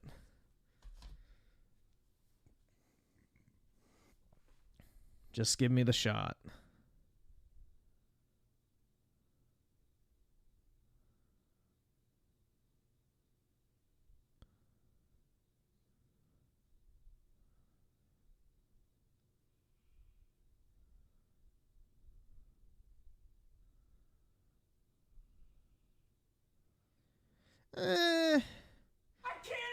Tequila with lime. I don't really care about the lime because I feel like tequila already kind of has like a little hint of lime taste to it anyway. But it just depends. Liquor is trash. I disagree. I like wine a lot though. That's like, dude, honestly, if I was to like pick something to drink every day for the rest of my life, I would pick like a bottle of wine basically. That shit's fire. But yeah. I could drink wine every single day of my life. That's like probably what I would say is my favorite alcoholic beverage in general. But yeah, I love wine.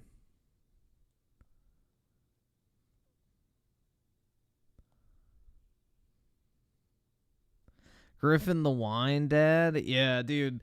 I just need to get enough money so that I can get a driver so I can just become a day drinker. I can start off the day with a glass of wine. Like our ancestors did.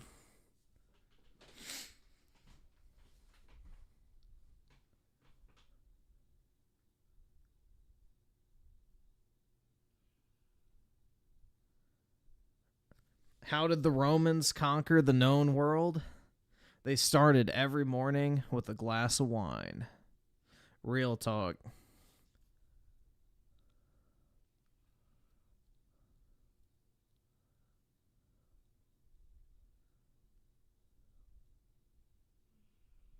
Wine is alcohol for the rich? No, it's not.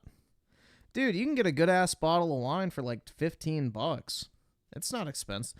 I mean, there's expensive wine, but unless you're buying like the name brand shit, you can get really good wine for cheap. Like, wine is not super expensive.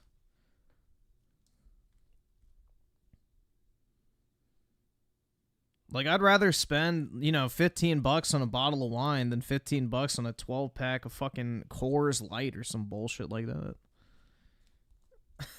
Personally, like, I don't know. I'd rather get a bottle of wine versus a fucking 12-pack of beer. Like, shit. Griffin is from Virginia and he likes wine. He's a suburban wine mom. Yeah, I don't have a penis. And I definitely have kids.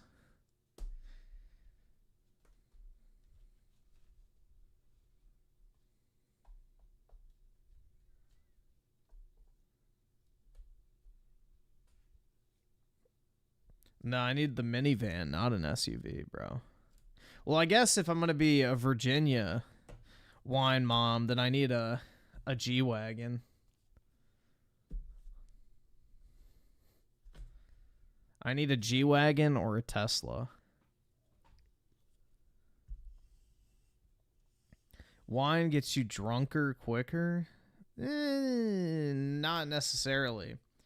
So the way to get drunk faster is something cold and fizzy.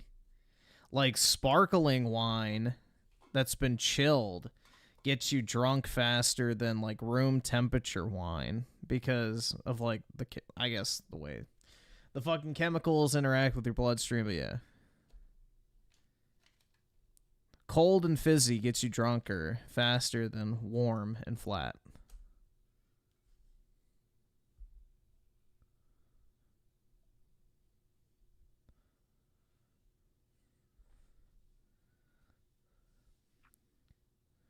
Nick with the 2, are you going to try the Ubisoft Star? Yeah, I have it pre-ordered. I think it comes out, what, Tuesday?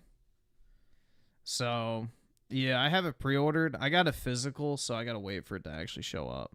So I won't be streaming it Monday night, but Tuesday night I will be.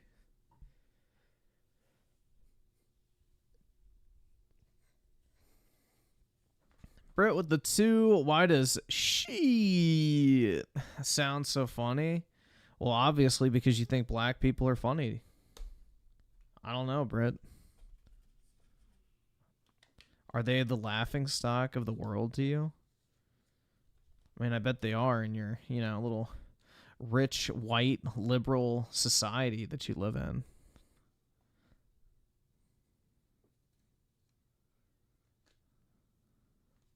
You know what? I'm just gonna say it, since you're talking shit about me with your big fucking ugly mouth. You're all hateful, fucking racist bigots. Fuck you and fuck your fucking podcast. Real talk.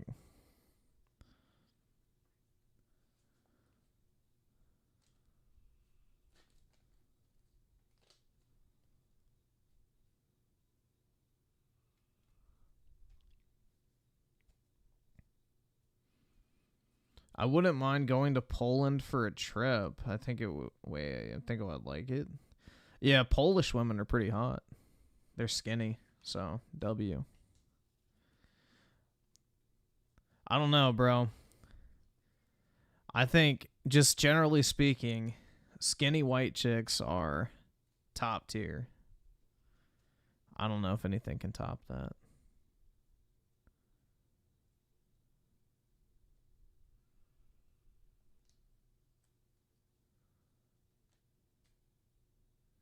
Slavic women in general? I mean, I'm gonna be honest, dude. I don't really notice that big of a difference between, like, white women in America versus Italy or France or the Slavs or the fucking... What are they called? The Viking bitches. I can't remember the fucking name. But yeah, honestly, dude, white chicks pretty much look the same as long as they're not fucking fat. And as long as they're not, like, facially deformed. But yeah, a skinny white girl is going to be hot no matter what country she's in, generally speaking. Scandinavia, yeah, there you go. I can't afford this shit!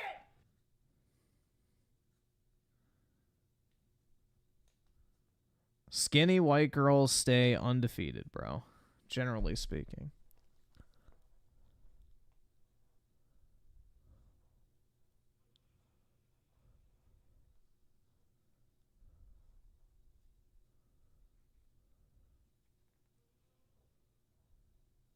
Well, dude, Boogie's girlfriend has like fucking tism and like Down syndrome or whatever the fuck. Like she has like actual like fucking mental retardation. So she's like a literal autist.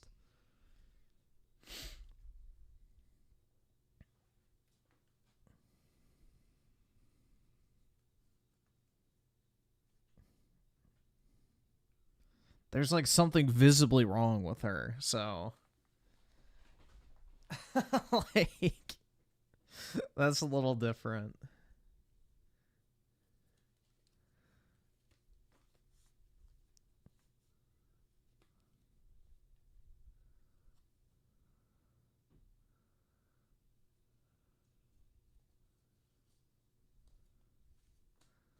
Yes, I just called Boogie's girlfriend, who I said has something visibly wrong with her, hot. That's exactly what I said. Definitely. Griffin is saving himself for a muscle mom. Oh, hell yeah, dude.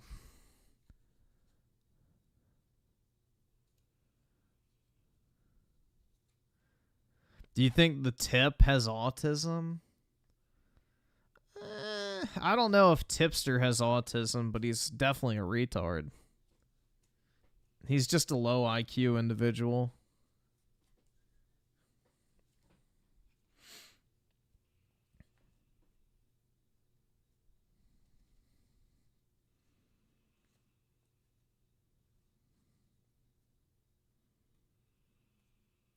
Excessively muscular women are gross. Yeah.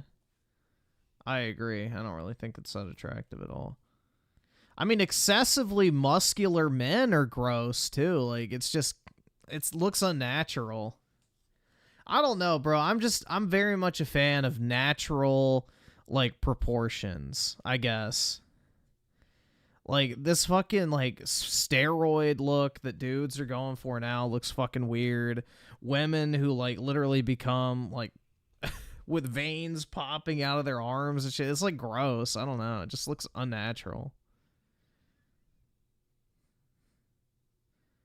Like, I don't know, man.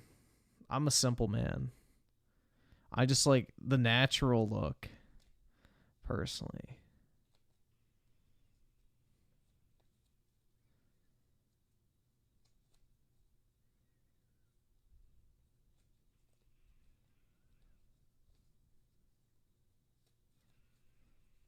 Look at the pole vaulters. Yeah, exactly. The Italian pole vaulting is great.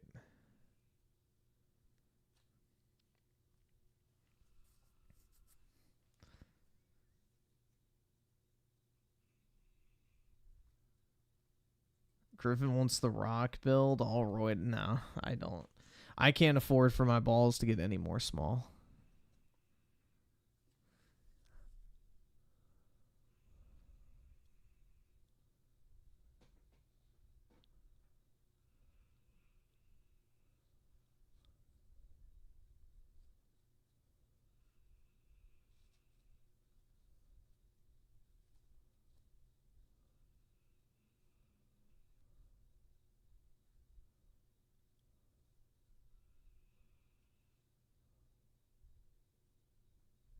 I haven't reached the tips. Yeah, I have not, man.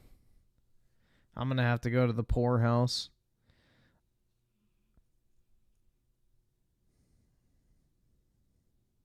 Creamy textured soy. Exactly, dude.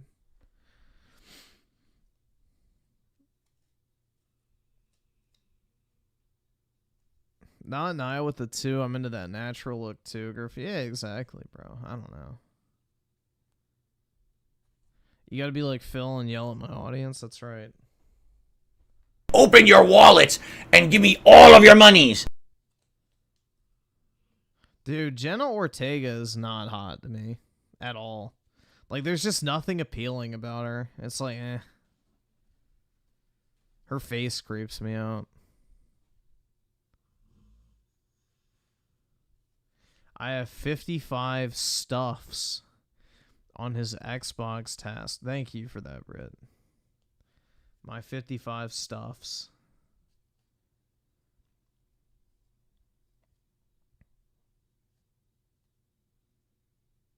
Dude, I'm just like, literally, I look at Jenna Ortega and I'm like, literally no interest at all. Like, she does not, like, check any box for me, really.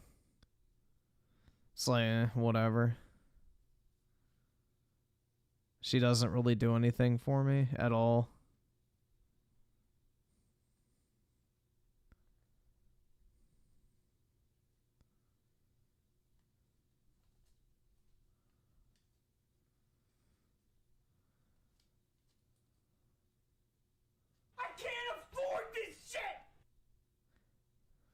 I'm picky? Yeah, that's right.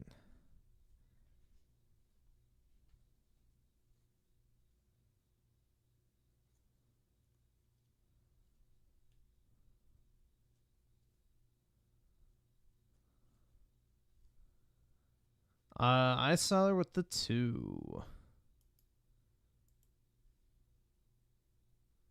Coco, man. Oh my God. Let's see. Arbiter with the 5. Hey, Griffin, any idea what the archive channel is? I don't run it, man. So I have no clue. I think it was something to do with, like, either community guidelines or monetization. Or I have no idea. But, yeah. I don't run it, so I couldn't tell you. It is not my channel. It's Sexy Coco, man. Hey yo, what's poppin' my peoples? This is Sexy Coco, the realest, most delicious commentatoress on YouTube, man, except no motherfucking substitutions, dog, you feel me? Now I know I've been gone for a minute, man, you know what I'm saying? I just been laying back in the cut, just chilling, playing my PS Triple, you know what I'm saying? And here I'm playing my PS Triple right now, you know what I'm saying? I'm playing some Resistance 3, just bestializing these motherfuckers, man. I'm John Rambo and motherfuckers in this game right now, man. Now that bitch made motherfucker, man, Review Tech Nipples, man. I'm gonna call him Review Tech Nipples because that motherfucker got them big hairy bitch titties, and he was just angry about his bitch titties that day, man. You know what I'm saying? That's why he was pissed at Resistance 3, man.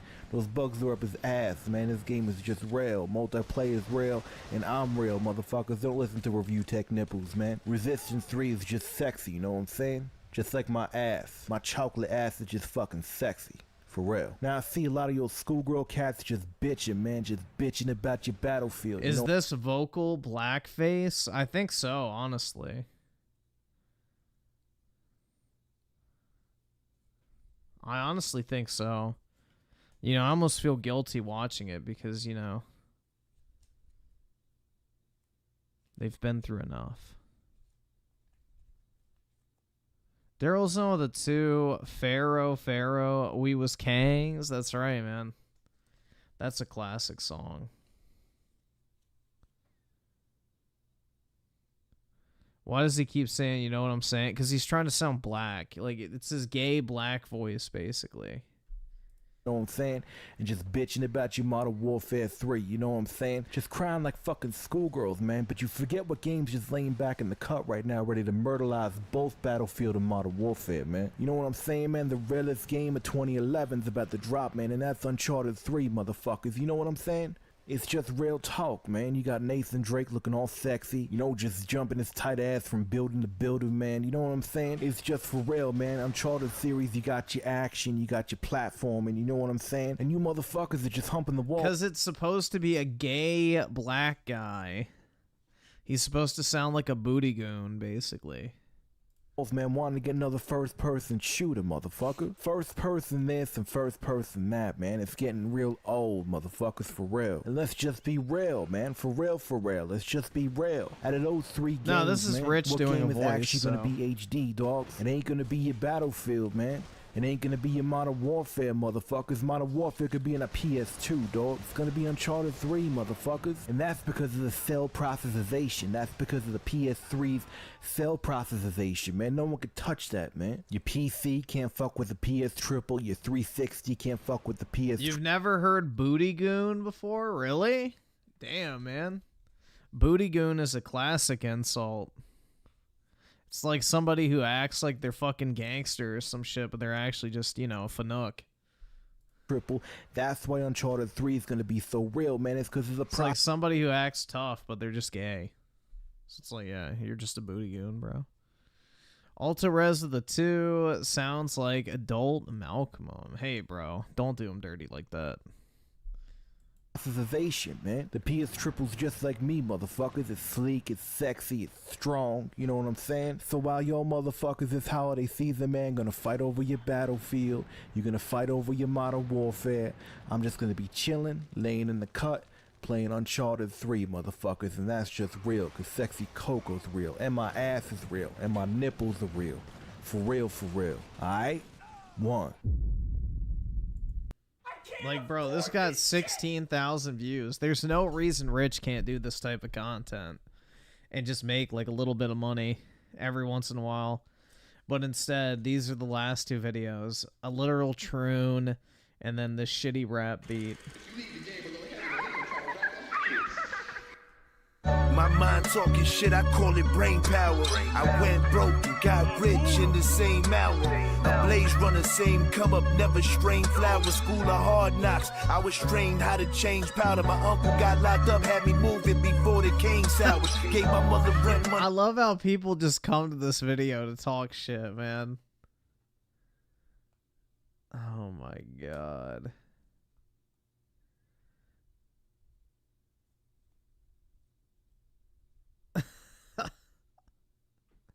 Found the white guy with dreads, rents due.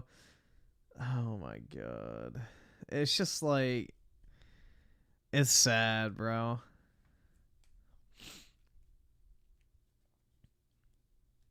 Raging Board the 2, I can tell it's Rich, still funny. Yeah, it's back when Rich used to, you know, have quality content. Face down, ass up. Hell yeah, dude.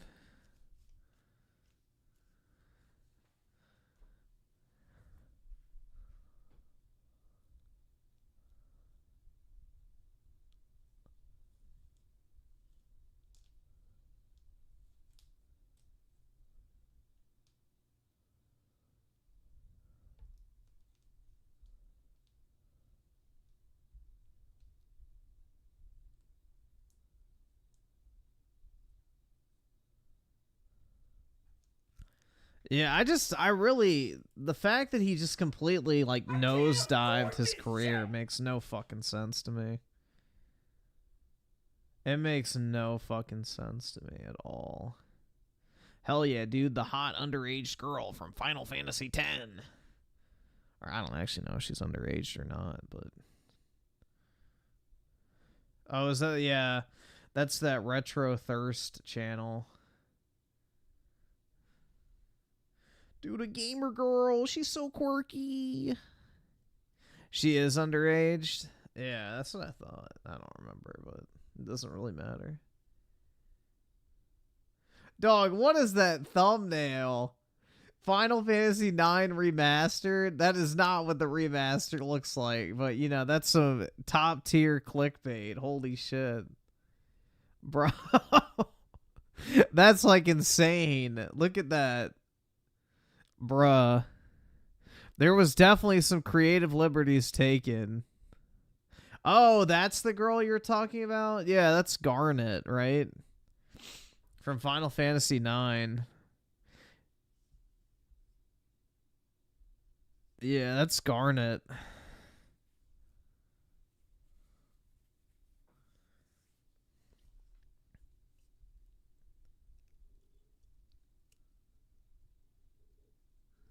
Griffin, a quirk chungus will keep you young. Oh, yeah, dude. Hell yeah.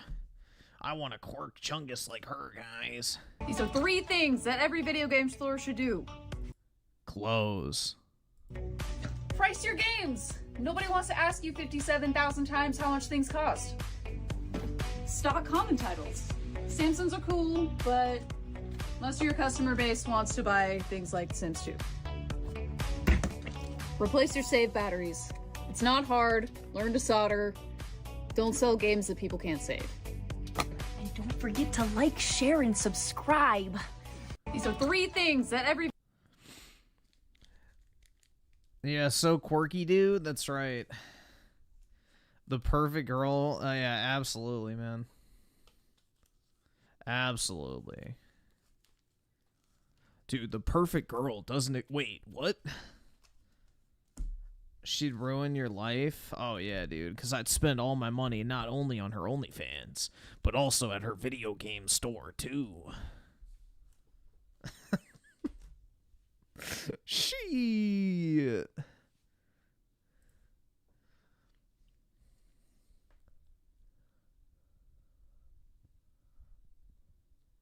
Griffin like him flat?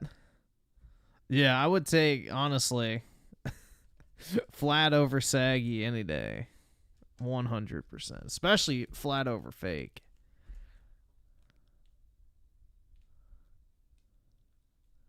Dude, GameStop does not rip people off. I will die on this fucking hill. GameStop does not rip you off. They give you you literally can type in how much money you'll get for your game online before you even take it there.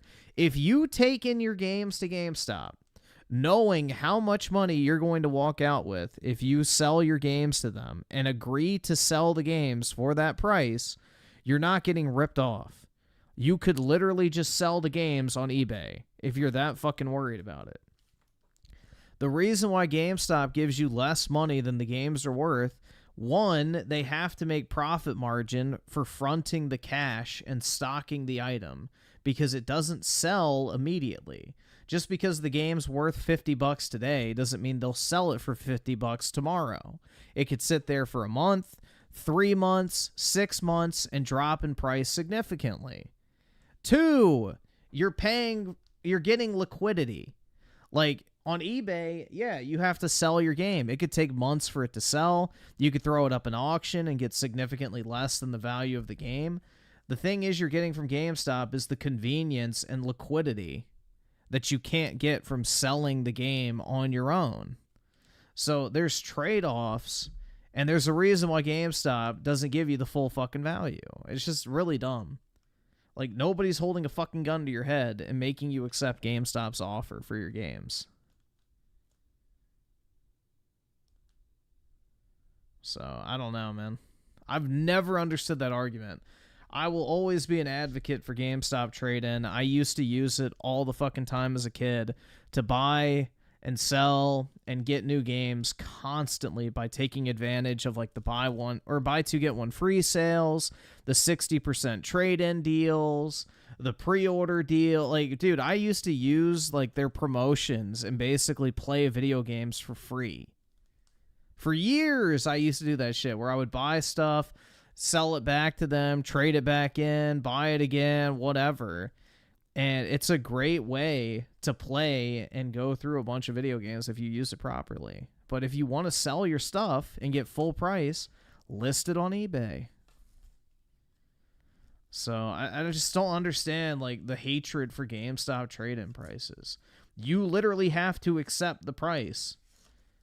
When GameStop tells you, okay, your total is $150 for these 10 games, you can say, that's a little less than I was expecting. I don't think I'm going to trade them in. And they give them right back to you.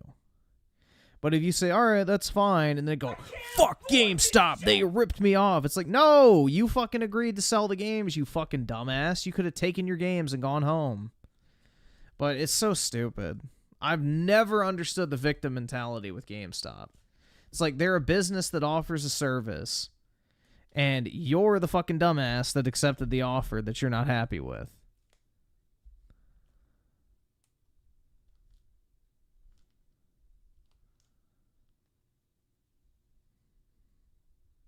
Their used games have always been 10% below new. That's always been the pricing.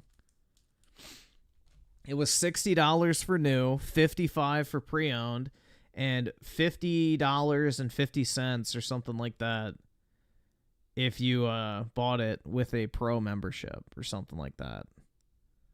That was always like the pricing. So that's nothing new. Dude, I used to go to GameStop like 2 to 3 times a week at my peak during the 360 era. Like when I was really into fucking reselling and buying and like trading and stuff constantly.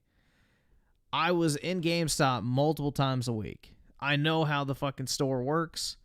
I have used and abused their trade-in promotions constantly. I have made thousands of dollars by buying a bunch of 3DS games at one GameStop using buy two, get one free, and then selling them with their 70% trade-in bonus and making $30 per 3 games to the point where I made over $4,000 in a day. So I know how to fucking abuse the GameStop trade-in shit. Hardcore. I know this system like the back of my hand, and you are a fucking idiot if you think it's a ripoff. Because you know nothing about buying and selling in the first place. Because you don't make money on inventory until you sell it, which if you've ever sold mass quantities of used games, they do not sell immediately. So you have to front the capital in order to get the inventory. So obviously you're not going to pay close to market because you have your money tied up in inventory, and the person who sells you that item gets liquidity, aka cash. But nah, they already corrected that 70% trade-in thing a long time ago. So yeah, basically what it was is they had buy two, get one free. And Nintendo 3DS games that were priced $34 or higher traded in for $33 a piece with the 70% trade-in bonus. But the thing is if you bought 3 games for $34 a piece with buy two, get one free, it was $68 for the 3 games. And then you could trade in the 3 copies of the games for $33 a piece, so you would walk out with like $100. So just, you know, run the math in your head, basically. Every 3 games you bought, you were making $30. So if you bought 15 games in your first stop, like, you basically made $450. If you bought 100 games, you made, like, you get the point. Like, it just would go very quickly. But, yeah. I don't know, man. It was great. I did it. There was, like, a lot of success that was had that day. There was, like, a community I was part of, and, yeah, basically everybody in there was, like, you know, listing all the games to look for and everything, and it was crazy, bro. Absolutely crazy. Like, my final stop when I cashed out my massive stack, I had, like, 150 3DS games. And the guy was like, oh, why do you have so many of the same ones? And it's like, well, dude, I've got them for a good deal. I'm just looking to trade them in while y'all had the 70% trade bonus. And he goes, okay. But then, like, the total came up, and it was, like, thousands of dollars. And he had to call his regional manager to see if they wanted to approve the trade-in.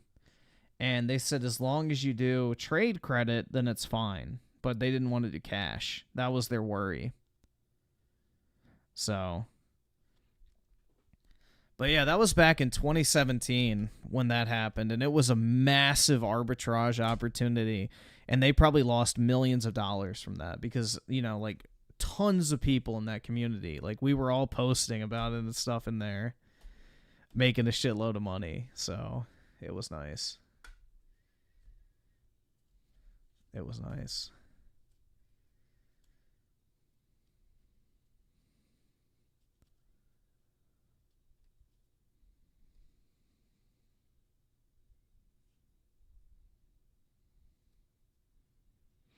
Free monies? Yeah, exactly. I got my Series, or not Series X, my Xbox One X for free, basically.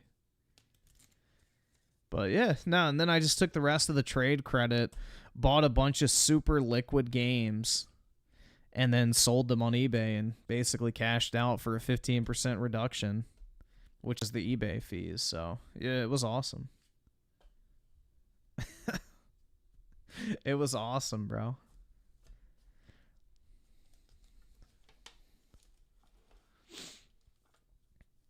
Yeah, it's like when I cashed out of my knife on CSGO. I sold it on Steam, and then I bought Steam decks, and then just sold them at market price. So.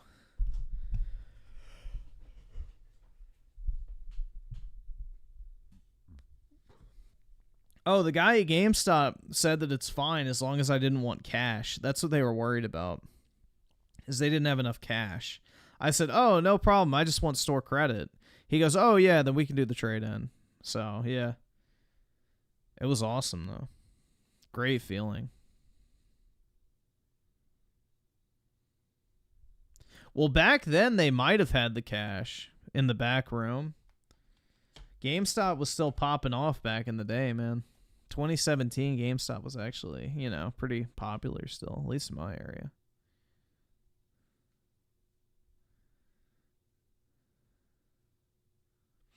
Because I was in college at the time, and, you know, the midnight launches were actually pretty big.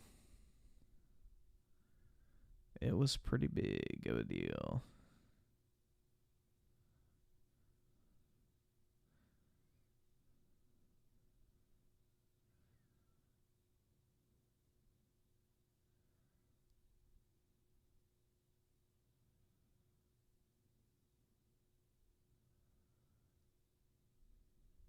Well, they still technically do midnight launches. I think it's like they need 20 copies of a game pre-ordered to do midnight launches or something like that. I don't know what the number is, but it's not actually that uncommon. Most GameStops still do midnight launches for larger games.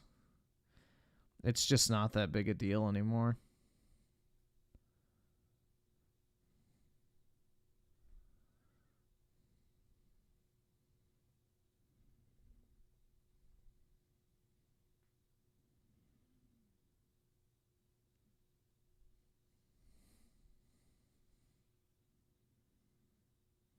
GameStop's financial situation's actually very good right now. They made a shit ton of money because when, you know, everybody was doing that stupid fucking short-selling GameStop crap again, GameStop sold a bunch of new shares into the market, and they made like several $1 billion off of it.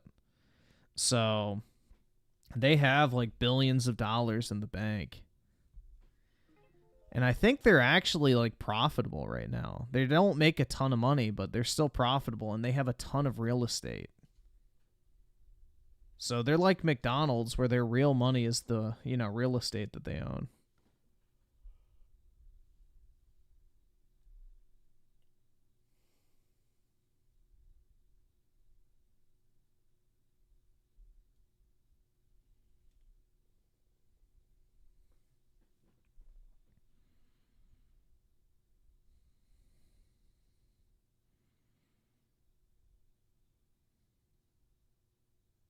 They have $4 billion cash on hand right now, 0 debt. Yeah, they're in actually a very good financial position.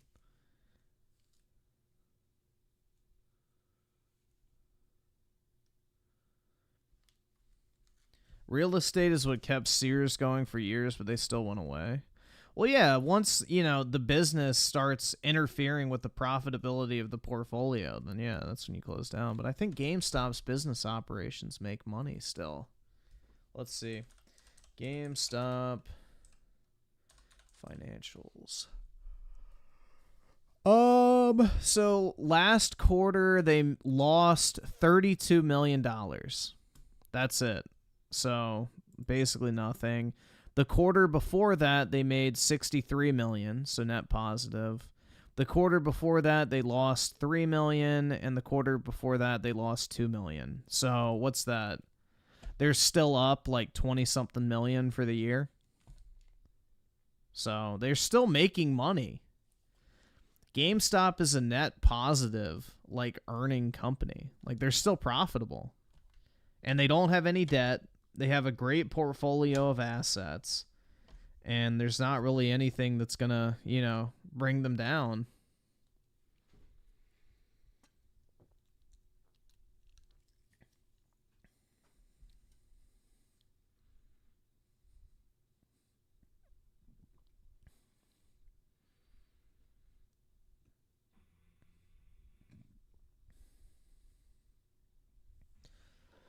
iSeller with the 2. Let's see. Why was because of the whole fucking short squeeze thing? Skip it up and that up. It was the whole short squeeze situation, which is basically a bunch of people on Wall Street shorted GameStop stock. But what happens is if you short a stock, you're basically selling a share of a stock you don't own. And then when your short period expires, you have to buy those shares at whatever the market price is. So if people keep shorting a stock, they have to eventually rebuy it. So if you drive the price of a stock up, it forces those people to rebuy the stock at a higher price. And if you just keep compounding that effect over and over and over and over again, it forces the price of the stock up dramatically. So it had nothing to do with the company's performance. It was just market manipulation.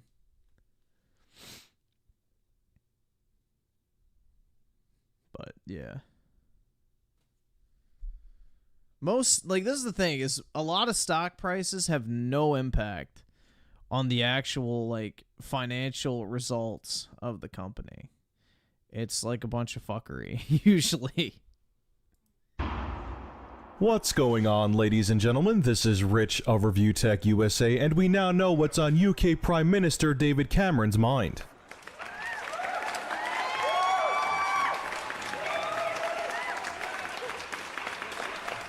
So the game you're looking at today is Bulletstorm. It was developed... Underrated game.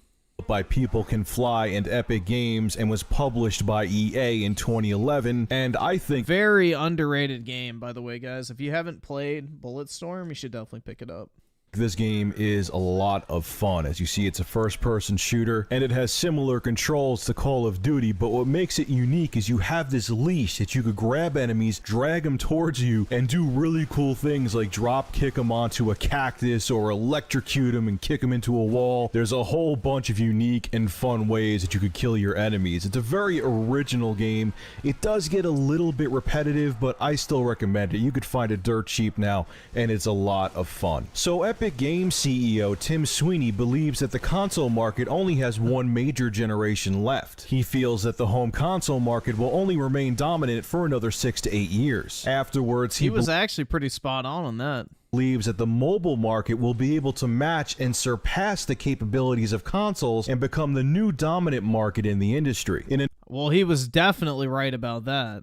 Nutshell, he says the only reason that smartphones and tablets haven't taken over consoles is that they don't have the performance yet. You know, a tablet uses 1, 2, 3, or 4 watts of power, and a console can consume 200 watts of power. Therefore, the console's performance as of now is much... Not really?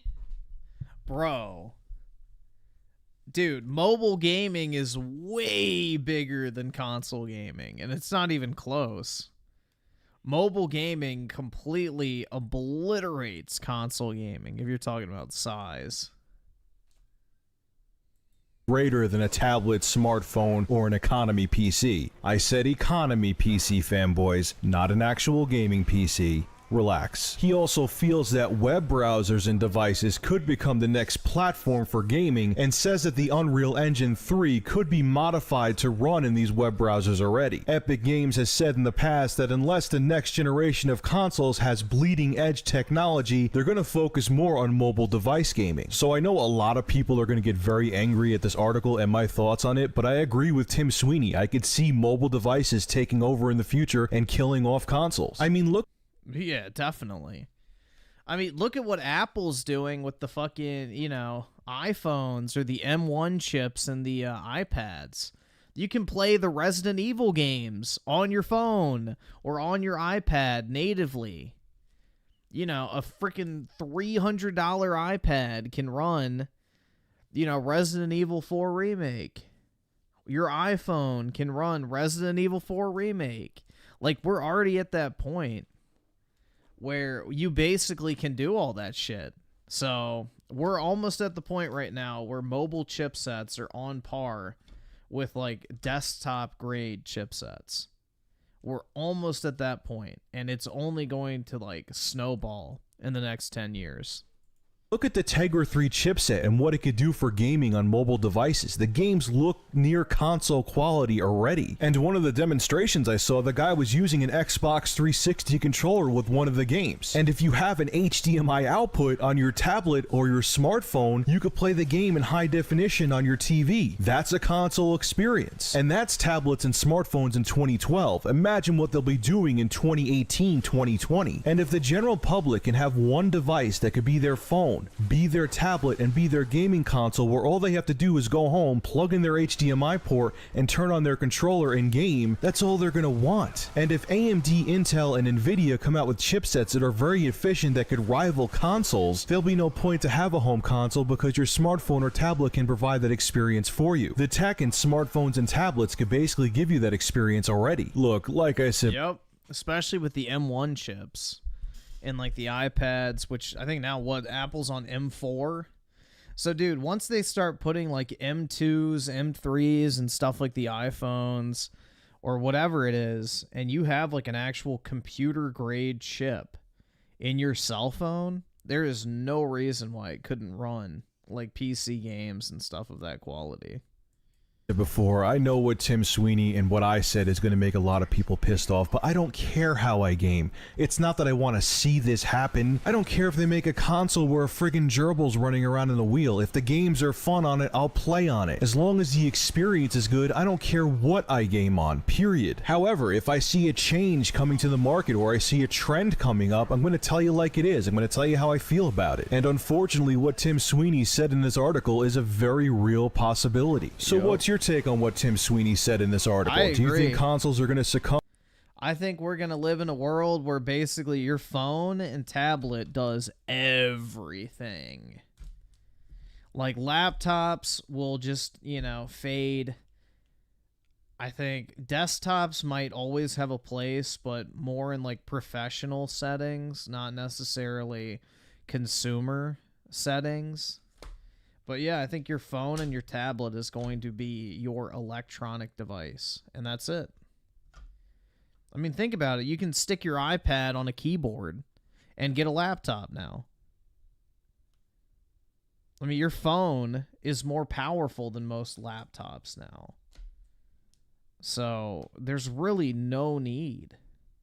Like, if they can figure out how to get games to run efficiently on like a mobile chipset, then yeah, there's no reason why you couldn't just like fucking AirPlay a game to your TV and then just play the game, project it on your TV from your phone. So it's definitely going to be a thing. To the mobile gaming market, or do you think they're going to stay around forever? Make sure to rate, comment, favorite, and subscribe. And if you have a news article you want to see featured in one of my videos, make sure you private message me on YouTube or G2PO. And if the article is used, I'll feature your channel in the corresponding video. And by the way, huge shout out to Larry Bundy Jr. for sending me that awesome picture of Prime Minister David Cameron. He has a great channel. You can check it out below. I'll have it included in the description.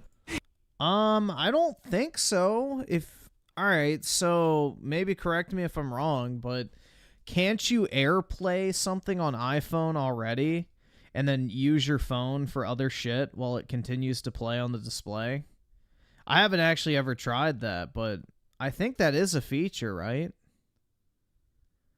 Like the thing you're AirPlaying just continues to play on your TV and you can like open another app while it goes. I don't know. I've never tried it, but I'd imagine that'd be pretty easy to fix if that's a problem.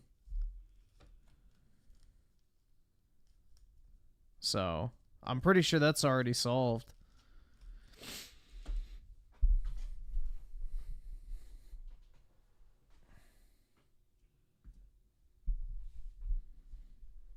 Evolve this with the 5. There is already mobile games running Unreal Engine 5.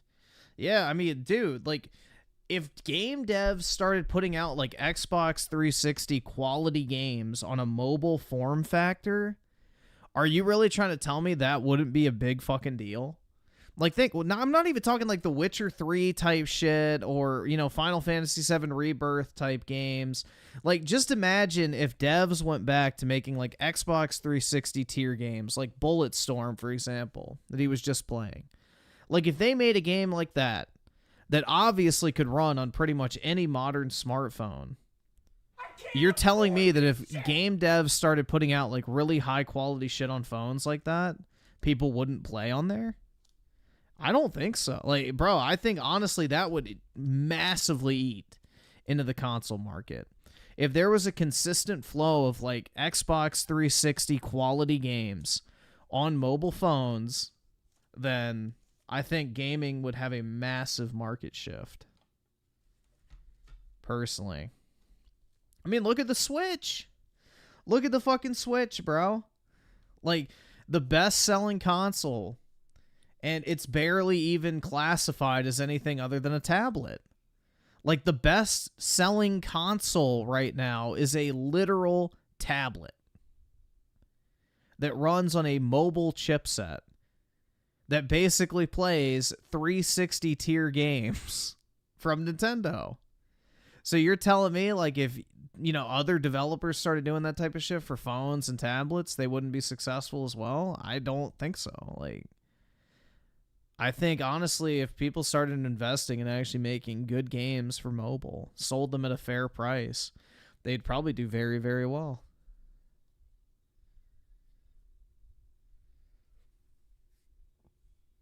Well, you can buy a controller for your phone. Am I going to play Dustbin? I don't know what that is. What is Dustbin?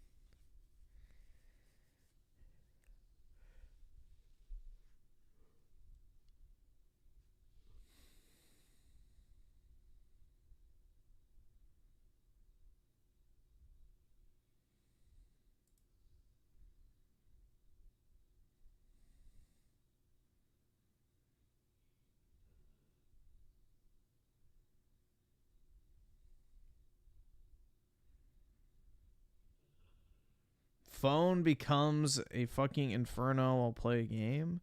Yeah, but that's today's technology, man. What's that going to look like in 10 years? You don't think there's going to be improvements on batteries and thermal technology over the course of 10 years? So...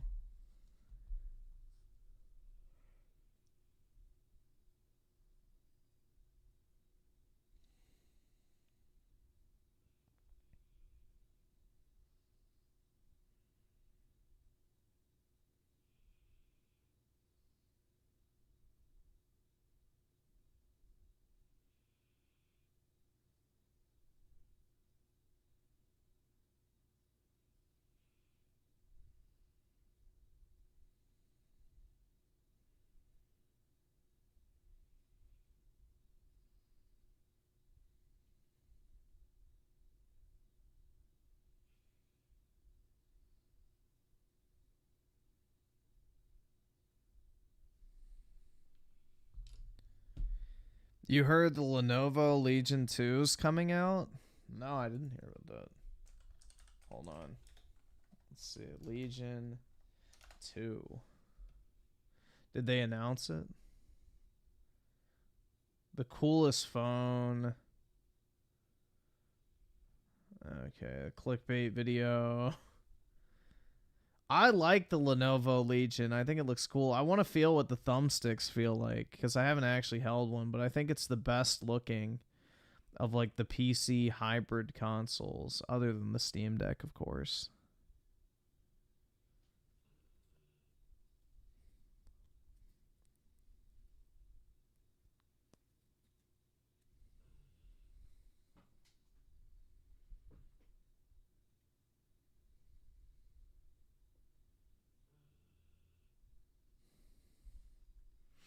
In 10 to 15 years, I might not even be gaming at all, dude. You never know. May not even be gaming at all anymore, guys.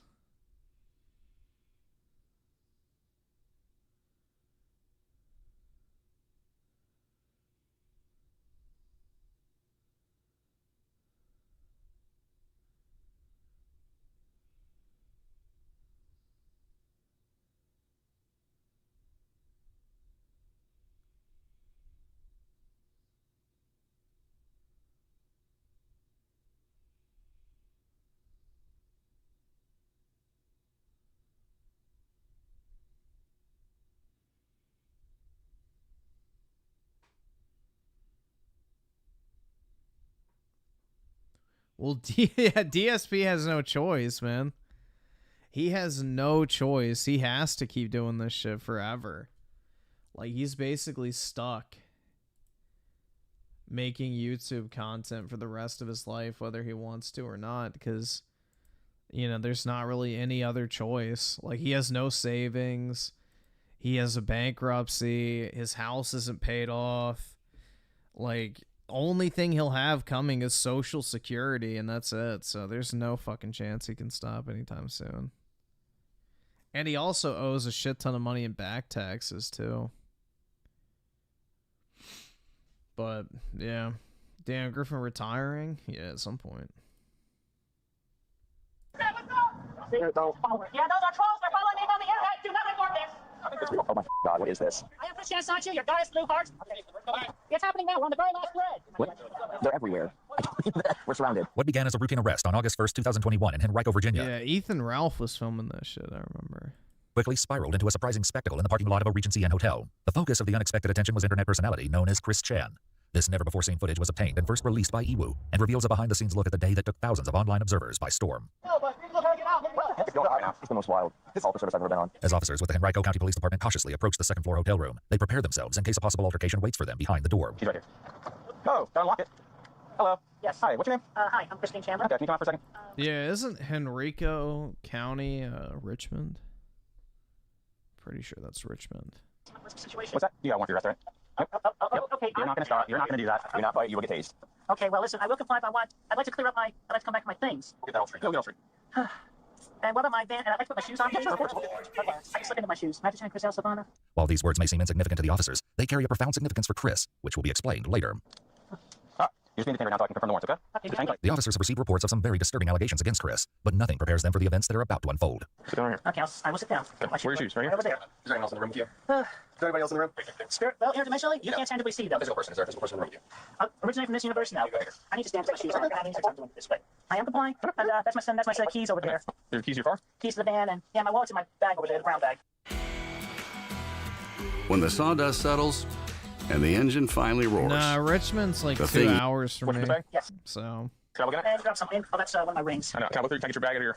I have nothing to hide. Go ahead, let's do everything that's in the room. Go ahead and look at everything that's in the room. Go ahead, you have my permission. Okay. Just flip them on. They're gonna give you flip-flops when you get down to jail. Okay, well, I identify as female, and I would appreciate if I was respected as such. It even says so on my driver's license, female. Okay, that's fine. Just making sure. As one officer searches through Chris's belongings, he quickly makes an interesting discovery. Where's your wallet at? Oh, Don't come over here. It's the duct tape wallet. Okay. Outside? Here it is. Yeah.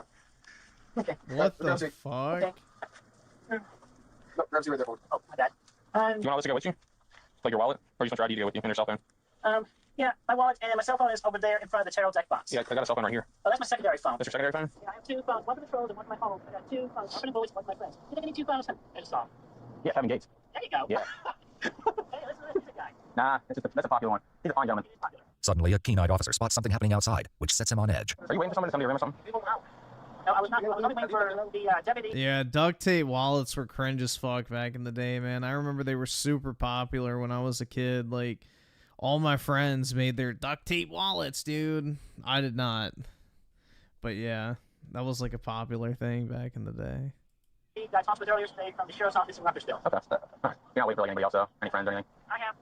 Nobody else. The only reason I'm asking is because there's a car there and there's 2 gentlemen staring at us. Really? Yeah. I didn't know if you're waiting for someone to come over or whatever. Yeah, see? I stand at my phone. It's a chore. I was not waiting for anybody. I was not waiting. They're standing up there by the gas station. You know the people? I was curious. I'm just asking. I don't want anyone rolling up on me. While Chris doesn't recognize the strangers gathering to watch them from a distance, Yeah, there may be a that's reason Ethan for their Ralph. unnerving presence. Okay, well, I would say question them because I am famous and infamous on the internet, so they may be video recording. Cool. I'm recording you as well. Well, yeah, when people were making duct tape wallets that I knew, they were like in 5th grade. So it wasn't even like in high school who had them. It was like literal elementary school and middle school that had, you know, the duct tape wallet. But yeah, no, by high school, everybody had normal wallets. I think that much. Not readily accepting Chris's explanation, the author... I used to have a Hurley wallet. Was the wallet I used to have. It was like black, kind of like mesh material. I don't know, but it held up forever, bro. I bought it at fucking TJ Maxx when I went with my mom when I was like in 3rd or 4th grade, and I had that wallet for like shit until like 2018. So, yeah, dude, I had it for like probably over 10 years. But yeah, now I have a leather like Ralph Lauren wallet, and then I have like the little iPhone wallet that sticks to the back of your phone that I have my gem card and driver's license in. This break is brought to you by Adobe Photoshop. Fun fact, the latest release is packed with innovations, so you can go from inspiration to creation faster than ever. With the amazing new text-to-image, you can create just by typing a prompt, like maybe giant balloon giraffe at a sidewalk cafe, or underwater pink and purple coral wonderland. Okay, keep going. Zip through dozens of ideas in minutes. Get weird, get creative, and get your free trial at Photoshop.com. They shrug it off for now, but it will soon become apparent that these observers have surprising intentions that none of the officers could have predicted. So you talked to the Greene County Sheriff's Office today? Yes. Did they call you or did you reach out to them? I reached out to them. I wanted to make sure my dog and cats back at home were safe and taken care of. I guess so. The warrant itself is not a surprise. You know there was an investigation. All that. Yes, there was an investigation. Yes, I'm aware of the situation. Did they say that they were coming to Richmond? Yes, they said they were coming to Richmond. And my vehicle case was obviously. Oh yeah, he is in Richmond. Magic-Chan Sonichu, a blend of the characters Pikachu and Sonic the Hedgehog, is a character from Chris's hand-drawn graphic novel series. Sonichu may be more than just a drawing, however, as you'll soon hear from Chris how this character blurs the line between fiction and reality. So just so you're aware, right now we're just confirming the warrant through Greene County. Okay, that's why I said to detain. Once they say that, once they say the paper's in hand, the actual arrest warrant, then you're gonna be under arrest. Okay. Well, you didn't at first, but I'm glad you did. Yeah, that was kind of the point a little bit. Meanwhile, the evolving situation outside still has the officers on high alert. Yeah. No, because I can't tell if it's recording or I wish I could read the tag. I'll stare back then. I need a moment. Okay. Are my chewings? So do you want to take your necklaces off and stuff like that, or? You're gonna take them off when you get them off when you get to jail. Okay, but Since they're not, the only thing they allow are like crosses for religion. Okay, well, if I may speak, the Sonichu shaped medallion, the big yellow thing at the bottom there, that is my cross. So. Okay, I don't know if they'll allow that one. It protects me greatly. So that I am willing to take off the other two, but I really need the medallion. Okay, well, I'm just letting you know that when you get down to the jail, if you go to jail, once the warrants are confirmed, that you may not be able to keep it. Okay. Just let you know. All right, but that is my cross. Okay. Let that go on the record. The Sonichu medallion. Yeah, Officer Christian will tell him. Back outside, the situation appears to be escalating, and officers are caught in a dilemma about how to handle it. My cross. I mean, I want to adjust them, but at the same time, they can kind of do that, but they're not obstructing at this point. I'm listening to you. A bisexual trans woman. I know. Sassy Nick wants to, but Sassy Nick wants to, but Officer Nick does not. Can I help you? Chris takes this moment to deliver a puzzling warning to the officers. By the way, if any of y'all have been feeling a punch-like sensation on your leg, that is my husband, Magic-Chan Sonichu, right on the opposite side of the universe field. He's punching you all each, just a gentle punch, but you know he is here. If you feel like he punched you first. Yeah. Did y'all? All right, this is kind of a stupid question, but y'all used to walk around like, I guess back in middle school or whatever with a bankroll. Did y'all ever do that? Like take your cash and rubber band it, like rolled up. I don't know. That's what like pretty much everybody I knew did that as well. Everybody would walk around with their bankroll. So, yeah.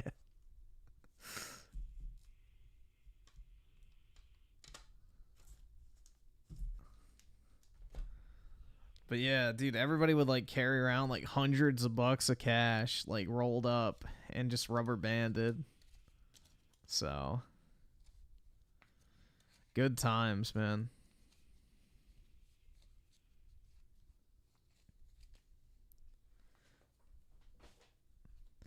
There's like something almost intoxicating about having like a big ass stack of cash, bro. Like no digital screen will ever give you that same satisfaction of just having a fat fucking wad of cash in your hand. I don't know, dude. Like sitting there counting your money is like one of the most satisfying feelings ever. Like the smell, like even though money smells like shit, like the smell, the feel, the visual, it's just like, damn, man. It just feels good. It's like when you stare at gold. It's like, you know, it's like becomes entrancing. It's like, shit. I don't know, bro. I feel like I could have 20 grand in my bank account and feel nothing. But if I have $2,000 in front of me, it's like, oh shit, bro. I'm like loaded. I'm absolutely loaded right now. I can't afford this shit!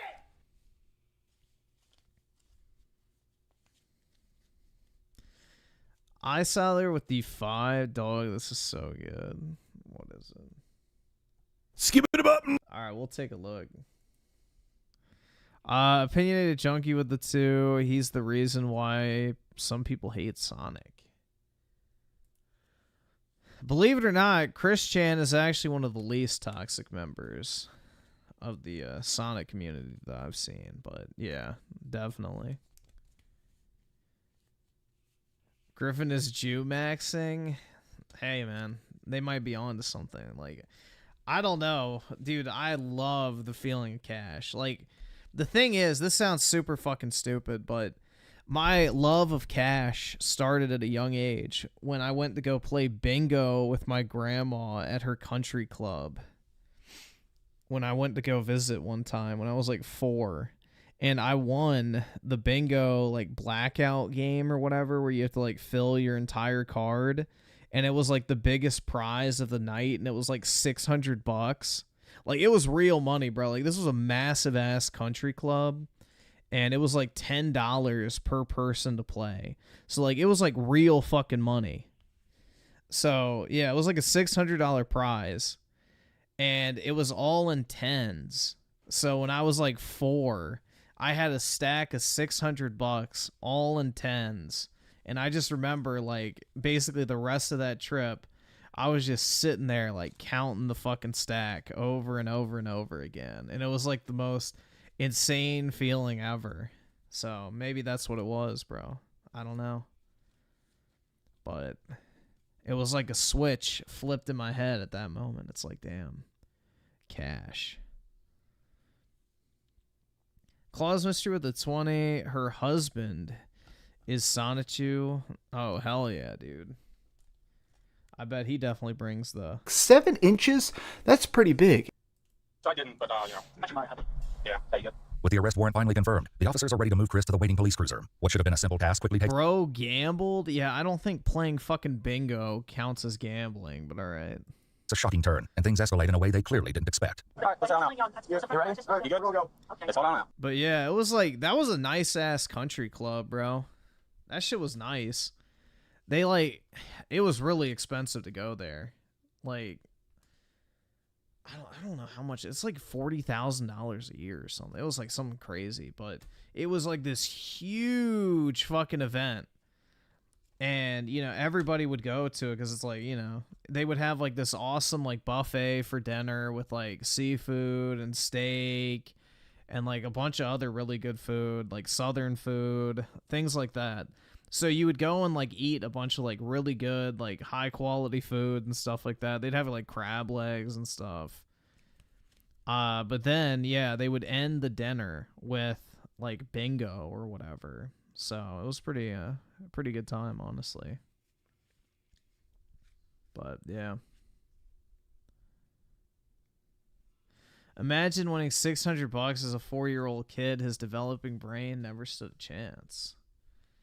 Why? It set my priorities straight early on, bro. It set my priorities straight from a very young age. But yeah. That was always a fun time, though, honestly. And then, yeah, I used to do, like, tennis or whatever at that club, too, when I used to visit my grandma. Would do tennis lessons, and there were these fucking bitches there that were obnoxious. I remember that, too. My hatred of women started that day, but nah. There were, like, always these 2 girls there during the summertime when I would do it. And they were always just so fucking annoying. Like, they had to brag about everything. I got a new thing. It's like, nobody fucking cares. I don't know. It was like stupid shit, too. But yeah. My hatred of women also started at the very same place. But yeah. How much of the 600 did I get to keep? All of it. Why wouldn't I get to keep the 600? Do you think my parents would be like, give me that $600? It's mine. Nah, I got to keep it.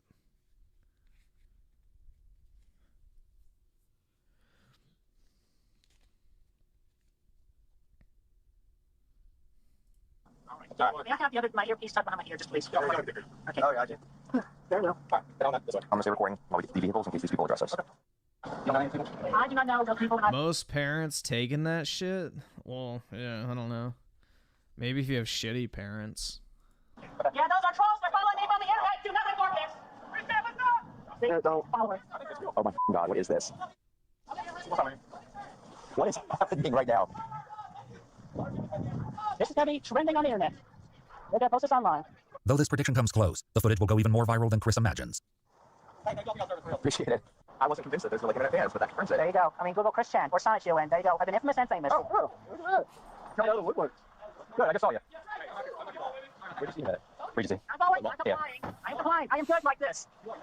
And I am Chris Chan Sonic You, your goddess blue heart, and I continue to stand strong, and I maintain everything but quick fill and my Sonic Shoes and Rose Shoes and everybody. Let's not talk to them, okay? Yeah, I keep in good faith. Everything is going to work out. Let's not talk to them. It's been stressful, but I take it one moment at a time, and I got my loves. While Chris maintains a positive attitude in the face of uncertainty, the officers can't help but be increasingly amused by the attention and the seemingly growing crowd. What? They're everywhere. We're surrounded. I'm searching you, not personally. Well, it's offering you the option there. What the heck is going on right now? This is the most wild officer service I've ever been on. You have anything else on you? I have nothing else on me. They're scanning in the jail, and if there's anything on you, we'll hold it back. I understand. Well, not weed, it's telling me. I have no weed. I have no drugs consuming on me. Like I said, risk me. There you go. I feel good. Okay. It's happening now. We're on the very last thread. It's happening right now. We're living it. The best birthday. Is that manager hero? You're going to meet him very soon. I bet you never working overtime for us again. Certainly, let's just wait. With Chris now secured in custody and the tension from the crowd finally easing, two of the officers are more than ready to put the bizarre encounter behind them. Blurring out Ralph face. Yeah, I agree. But the unusual day isn't over for the officer tasked with driving Chris to the police station. And as you'll witness, Chris has so much more left to share. Celebrity scandals, all of that. And people just taking it, blowing it out of the water. Yeah, I got you. Hey, and over a month from now, the next celebrity scandal is going to happen. Okay. And they'll be all over that. All right. You may recognize or know my comic books I have drawn over the years and my chronicling and creations and discoveries of the Sonic Shoe and Rose Shoe Pokemon species. I'm not aware of that. Okay, well, you give you a little bit of homework for research on your own time, then that's okay. Yeah. But essentially, I am a decent and good individual. I believe in everything that is right and positive, and I am literally a goddess. And that will be proven in the near days to come as we are on the completion of the Dimension Merge, where the universe half that was divided in 1380s by order of King Arthur. He ordered Merlin and two other magicians to remove and banish all dragons, unicorns, and other quote-unquote mythical creatures and overpowered individuals. And thus we were separated, transported into from what was originally called Universe 1C211987. Chris dives into an astonishing account of multiple universes where fictional characters coexist, many of whom may sound quite familiar. You have everybody there. You have Superman, you have Mickey Mouse, you have Iron Man, you have Darkwing Duck, you have, you have Impossible. You can have Ratchet and Clank, you have the Super Mario Brothers, you have Sonic, you have Link, you have everybody, you name it, they're there. And of course, especially Sonic Shoes and Rose Shoes and all of the other Pokemon known and yet to be known in all of existence. So you're saying Pokemon's gonna come back to this, where we're at right now? Yes, and among others, like I said, if Batman or, actually let me ask you, who is your favorite superhero? I'd probably go Spider-Man. He's gonna come around. You're gonna meet him. All right, I can't wait. I mean, if you're ever in New York, he's gonna be swinging around there. Why New York? Why only New York? Why can't he go wherever he wants? Well, I mean, yeah, he can't go because he's a Spider-Man. He does whatever a spider can. But also, I am particularly fond of and have great appreciation for the mentally capable and the psychic power type of individuals. I have great respect for them, especially the good ones. As the ride nears its end, Chris drops one final bombshell that will surely leave the officer with a lasting impression. Yeah, so I am married interdimensionally with my husband, Magic Chan Sonic Shoe, and I'm also married to not my brain went blank on the word there, but anyway. I am also polygamously married to Brazil Roshu and Sylvana Roshu and the one and only Mewtwo, the one that was cloned by Giovanni's team in Team Rocket as featured in the first Pokemon movie. Chris Chan, whose legal name is Christine Chandler, was taken to the Central Virginia Regional Jail and held without bond after being charged with incest. The victim was alleged to be Chris's mother. On August 8, 2023, 2 years after the arrest, the charges were ultimately dismissed. Yeah, because he had already served the time. The maximum sentence would have been 1 year, so he already served 2, so there would have been no point in even trying him at that point, because he would have just gotten time served regardless. What's going on, ladies and gentlemen? This is Rich of Review Tech USA, and you are all welcome to Ram in the Bush Christian Center. No, the maximum sentence is 1 year for incest, 10 years for, like, the rape. But I don't think his mom pressed charges on him.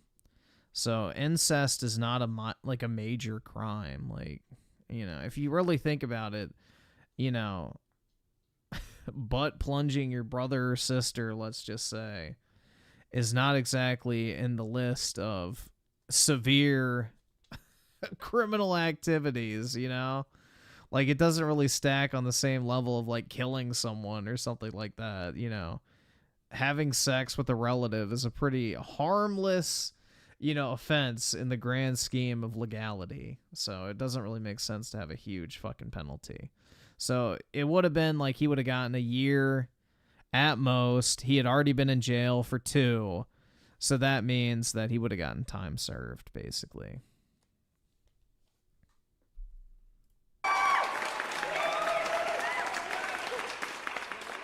Oh man, there's more rumors, and this time it's about the Xbox. I haven't reported too much on the Xbox. Griffin is for incest, bros, confirmed. Yeah, bro.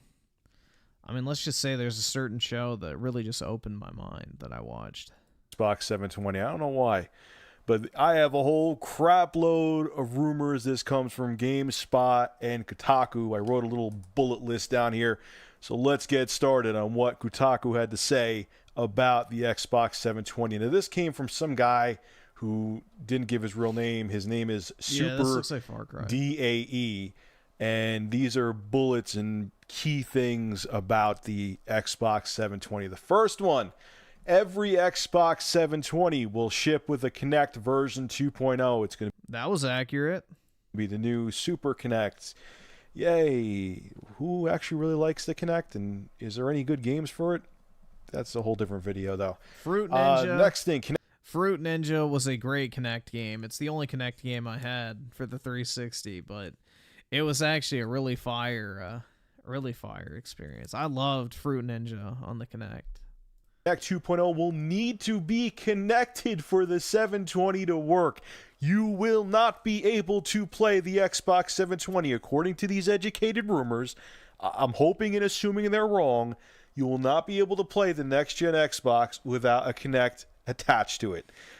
Good times, people, good times. According to Microsoft, they said this will be a benefit for developers because they can make games knowing that everyone will have a Kinect and they could take advantage of its features.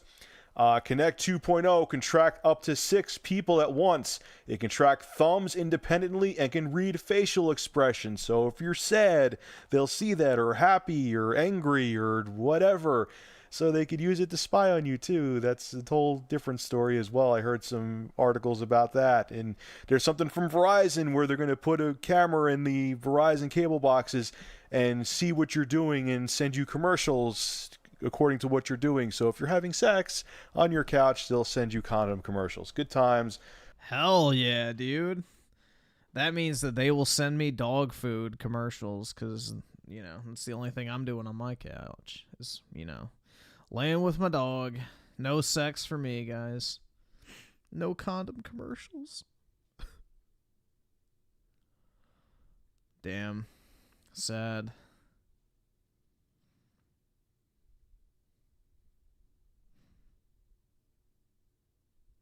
I'm so beating off with this. What the fuck? Griffin's into bestiality? That's right, dude. Absolutely, guys. You lay with your dog? Yeah. Why wouldn't I lay with my dog? Fuck, is that uncommon? Do y'all not, like, chill with your dog on the couch? Damn. That's kind of sad, dude. You don't sit on the couch with your dog and, like, damn. Nah? Wow. And you all call me the monster. Jesus.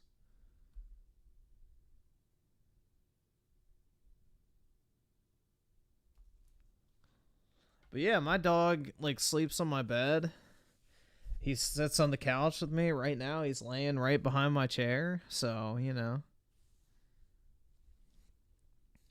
It's man's best friend for a reason, guys. Come on now.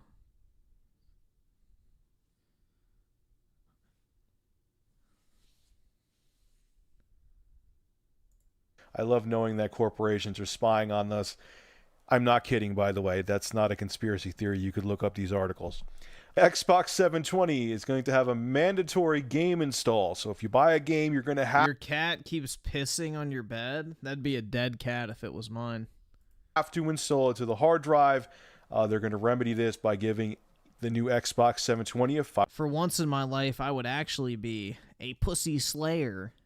500 gigabyte hard drive. Every Xbox, the new Xbox is going to have a 500 gigabyte hard drive, which for Blu-ray sized games, if the games are going to be 25, 50 gigabytes, 500 gigabytes isn't that much, but it's whatever. It's better than an 80 gigabyte hard drive. The 720 will have a 8-core, 64-bit CPU running at 1.6 gigahertz. There's been rumors speculating this is like a watered-down bulldozer chip from AMD or Pile Driver or ASRAM or whatever. It's from AMD. The GPU is going to run at 800 megahertz and be DirectX 11 compatible, and the system will have a total of 8 gigabytes of DDR3 memory. I don't know if it's GDDR3 or DDR3, but it's going to have 8 gigabytes of memory, and I guess the graphics processor and the main processor, like the Xbox 360's architecture, is going to share it, except the Xbox 360 only had 512 megabytes of RAM, so that's a big upgrade. Might be a little slow because it's only DDR3, but I'm sure developers can work around that. The document did not mention anything about blocking used games. Like if you go to GameStop, you can't put a used game in the 720, and it didn't say anything about the 720 has to be constantly connected to the internet. So wait, hold on. What do I think of rabbits? I'm not really a rabbit fan. I mean, the only pet I've really ever wanted is a dog, personally. That's about it. I've never really wanted cats. I never wanted rabbits or a ferret or anything like that. I've always just wanted a dog. Because, like, dogs will actually interact with you and, you know, they're like companions less than pets. Like, a pet is something you feed and take care of. Like, a dog is like your buddy. You know? The dogs are like actual members of the family, essentially. You know, cats will come around when they want something, and they're not super affectionate, but, you know, dogs are just like, you know, goated, pretty much. That's hopefully a good thing. I kind of just don't think that they're going to go down that route. If they do, you're morons. Talk about shooting yourself in the foot, Microsoft. But I don't think they're going to. And by them not talking about it in this article, that kind of, you know, is a positive thing, and that means they probably aren't going to implement those features.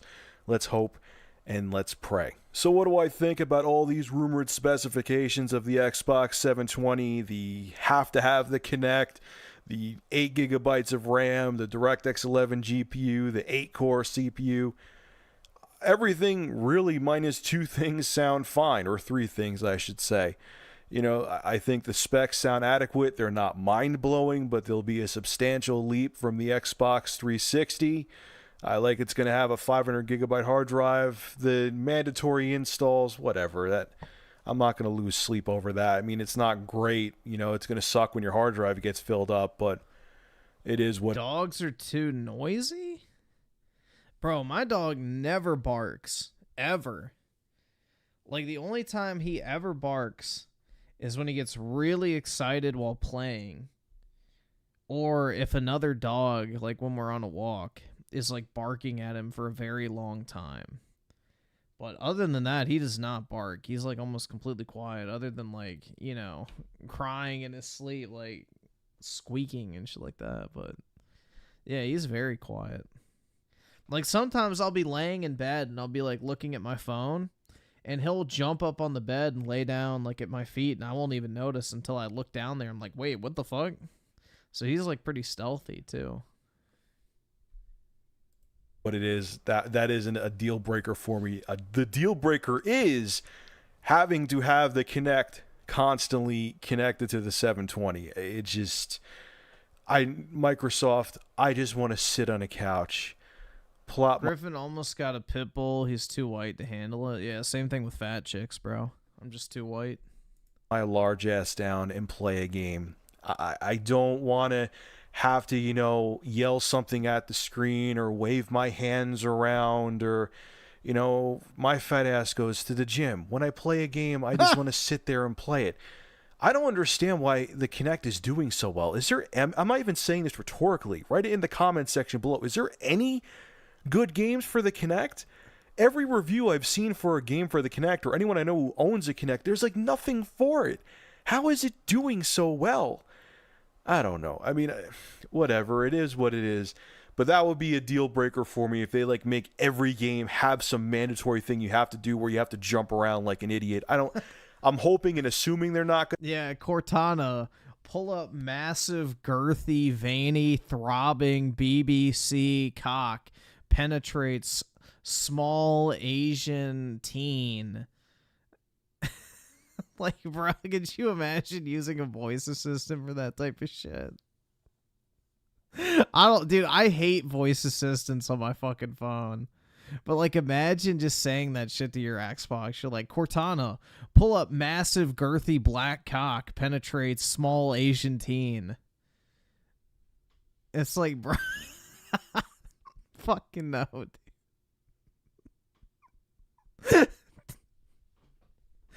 Dude, I've never liked the fucking voice assistant shit at all. I don't even use it on my phone. Like, I don't use Siri. I never use, like, Google Now or whatever the fuck it was called. Like, I've never been a fan of it. Gonna do that, but whatever. I wish this whole motion control crap would just go away. Obviously, the deal breaker for me, too, would be if you... Cortana delete search history, and it's like, sharing search history. It's like, no, fuck. Then you're cooked. Can't get used games. And the thing with being constantly connected to the internet, dude, the thing that scares me about voice like commands is like if you say some shit in your sleep and then like your phone calls somebody, like that'd be so weird. I don't know, man. I just turned that shit off personally. In 2013, I don't know. I don't think they're gonna do it because I know there's some regions where that's still, you know, there's people who don't have internet. You know, there's certainly with Cortana, only refer to me as Master Chief, and when you address me, say sir. Areas of the world, if they want to penetrate the market, they may not want that, but I don't know. I personally don't really care about that, but whatever. I mean, the specs sound okay. Just Microsoft, don't tread down that anti-use game thing. I'm telling you, it's gonna bite you in the ass. You know, I'm more excited about the PS3 than I am or PS4, I mean to say, than the 720. But, whatever. They sound good, the specs. It doesn't sound bad. I'm mildly impressed. So what's your take on the Xbox 720? Will you buy it if you have to have the Kinect constantly attached to the unit? Or will you be like me and think that's a total turnoff? Make sure to leave your comments in the comment section below. And as always... Opinionated Junkie with the 2. Look up Review Tech. 300 pounds. All right. Yeah, he lost a bunch of weight at one point. Time to help people customize and save with Liberty Mutual. Really sad he gained it all back. Forgot my wallet. For the first time in probably about 13 years, if not longer, I'm under 300 pounds. By a few pounds, actually. Let's get into it. Skip it up and that up. So as many of you have noticed... Yeah, look how much healthier he looks there, man. It's like a night and day difference. This was 5 years ago. Yeah, he's gained all the weight back plus more, I feel like. Especially over the past few months, I have been taking getting healthy very seriously. I don't want to say losing weight because... getting healthy is a lot more than just shedding pounds, but you've noticed my face has gotten thinner. My whole appearance has changed, and it's because... Dude, he looks like 20 years younger. It's like crazy. I've been really focusing on changing my lifestyle. I made another video about this probably a couple months ago, and I said once I am officially under 300 pounds... I'm going to make another video. And I hit this probably about 5 days ago, but I wanted to make sure I was like a couple or a few pounds under, because you know how scales are, and if you listen to any dietitian, they'll tell you, you know, you could scratch your arm and you may be 250, and then, you know, you could go drink a glass of water and be 252. Like, there's so many things that make your weight fluctuate. So I wanted to make sure I was under enough that I knew I was going to stay under before I made this video, so I would have felt like I was lying or exaggerating. I was hoping to be under 300 pounds at the end of April. I was like 325 back then, or 326. I think I was being a little over ambitious. But when I didn't hit under 300 pounds by the end of April, I wasn't really depressed about it. It didn't let it get to me, because the way I look at it, every pound that I lose is a permanent pound. This isn't me doing this for oh man, that's a shame, bro. He was doing so good too. Like, he looks like a completely different person here. Quick, you know, just drinking a bunch of shakes and just trying to lose weight quick for a wedding. Yep, then he became a pothead and lost all motivation and probably just started eating because he got the fucking munchies. Or whatever the hell the case may be. This is me changing myself permanently. So however the weight comes off, whenever it comes off, I want it to be done slow and right so it stays off, because I will never be the size I was again. At, I would say, the summer I mean, of not to be 2018. mean, bro, but this really doesn't help the flip-flopping allegations. See a picture here. I was at my biggest. I was, and this is a conservative estimate, I was about 410 pounds. I was probably bigger. Yeah, I mean, that's probably what he's at right now, man. The last time I weighed myself at that point, I was 410 That's about what he looks pounds. like now. And I knew I was headed in a disastrous direction. If I kept up the way I was eating back then and the lifestyle I had back then. Dude, I really just don't know how you can get that big. Like, you have to eat so fucking much. Like, you just have to eat and eat and eat and eat and eat. Like, I don't know, bro. I feel like I'd be, like, physically ill if I ate that much. Like, holy fuck, bro. By the end of this year, I think it would be... What do I weigh? Like 180? It would be almost a guarantee that it would have been 500 pounds or above. And actually, I said this in my other video talking about my weight loss. It was, I mean, there was a lot of people that were concerned. Like, you know, your family says, hey, Rich, you should lose weight. It was like Griffin and overeats, fat fuck. Yeah, dude, that was my problem. Like, when I got bored, I would get fucking food. So, yeah, once I identified that, it's, like, easy. So, once I stopped doing that, bro, I dropped weight really fast. So, that was my problem, is, like, I would get bored, and I would just eat. So, like, if I was bored watching TV or something, like, oh, I'll just order food, or, oh, I'll go to the grocery store and pick something up, or, oh, I'll go here. Like, yeah, that was basically my problem. Is it was not even like I wanted the food, it's just I was bored. So, yeah. Boredom was my issue. So, it was like a way to break the monotony, I guess. So, yeah. I just stopped doing that, and then everything else fell into place. So that's the thing you got to do, is you have to, like, identify what the problem actually is.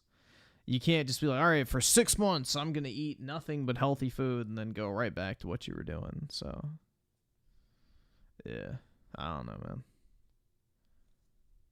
But yeah, I just stopped doing that and haven't had a problem since. And it's interesting how when certain people say something, you know, like when your parents say something, it's like, oh, shut up, you know, and when you're in denial about an addiction, whether it be alcohol, drugs, food, whatever the case may be, you don't see it. Like when I saw pictures of how big I was, I'd be like, it's just a shirt that I'm wearing. Or I'd look at myself in the mirror and I'd be like, I don't know. I don't relate that at all. Like, I always feel like, this is the thing, is like, whenever I see a picture of myself, it's like, I feel like I look way fucking worse than, like, if I look in the fucking mirror. But that also has to do with, like, cameras and all that type of shit. But, yeah, I don't know, man. It doesn't matter, like, how big or small I am. If I look at a picture of myself, I'm, like, disgusted. It's like, ew. I look terrible in that. I've never seen a picture of myself that I like. Let's see. I saw there with the 5. Short one, check thumbnail first. I don't know if I can. Skip it up. I'll just look it up.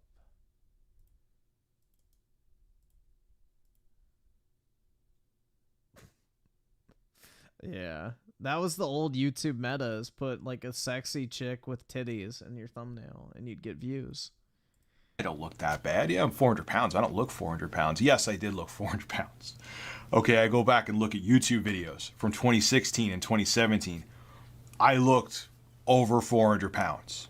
And it was time for me to put the brakes on. And what happened is that during the fall of 2018, my friend Matt came to me, intro guy, and said, Rich, he's like, I'm really concerned about your weight. You're in rough shape. And I was. It was tough for me to get up out of chairs. I used to get offended by it because I thought people were out of their minds and they were hearing things. Just want to get that off of my table. Don't want to get a ring on it. Like Rich, you breathe so heavy in your... Bro, that's a Yeti. They don't sweat. Your videos. I'm like, oh, shut maybe it's not. up. I'm still... They have an off-brand one. Well, I know I'm a fat guy, but I could work out, which was true. I could go on elliptical. I could go for a heavy-duty walk and be all right. But you were right. Take Ozempic. Oh, hell yeah, man. That way I can get the fucking nasty-ass Hollywood face. I listened to my videos. I used to have to pause and take random breaths at... Nah, dude, the thing is, I got a haircut today. And the person asked me, oh, when are you going back to school? And I was like... Bruh. Everybody thinks I'm probably 20. It's weird, bro. Maybe that's it. I look young as fuck for my age. So the thing is if I did take Ozempic or whatever and I got the Ozempic face, I'd probably look like a 40-year-old man. Or maybe I would just look my age. I don't know. Weird times. And I just went for a walk on the trail before this. I walked 3 miles. And I'm still, it takes a little bit to cool down, and I still breathe better, after physically exerting myself now than I did just sitting in a chair back then. And I was spiraling out of control, and I'm very thankful that I was, the analogy I could use is I was a speeding train with broken brakes heading towards a wall, and luckily something stopped me before I crashed into that wall. Now, a lot of you ask, Rich, what are you eating? What kind of diet are you doing? It's a lifestyle change. Smaller portions, less carbs. For example, there's these things called these cocoa chips. They're 16 calories each, 1 or 2 carbs in each of them. And instead of having, say I have a turkey burger, instead of having bread, I use those as the bread. It's 32 calories and 4 grams of carbs, as opposed to having even wheat bread, which is a hell of a lot more than that. You're probably just getting 150 calories, 200 calories out of the bread alone, and probably... Or just don't eat the fucking chips and just eat 2 turkey burgers. Crazy. 30 grams of carbs. Small things like that. My sides are 99.9% of the time vegetables. I don't have rice. I don't have potatoes. I don't have... I have a lot of greens. I have... I like ground turkey, personally. I think ground turkey's good. I'd like to get ground turkey, and then I'll mix it with, cumin, paprika, garlic, pepper, salt, a little bit of thyme, and just, I guess cook it in a pan, and it's actually pretty good. So, I don't know. And then I'll, top it with sriracha. That shit kind of slaps. Cauliflower. I have, sometimes a lot of those cauliflower tater tots and things like that, which, again, huge gross difference from having potato. Don't eat, dude, just eat a potato. This is the thing. Why are you eating all this processed shit with fucking soy bullshit and all this artificial crap? Go fucking buy a potato. A whole ass baked potato is 100 calories. Eat a fucking real potato. You don't need the fucking fried tater tots. Go get a fucking slab of meat, cook a fucking potato, sear some fucking, green beans or whatever, put it on a plate, you will be fine. That's it. It's so easy, bro. Get a piece of meat, get a potato, and then cook some vegetables. Done. There's your healthy food. You don't even have to count the calories if you're doing that. You don't even need to count calories if you're just eating whole foods that are healthy.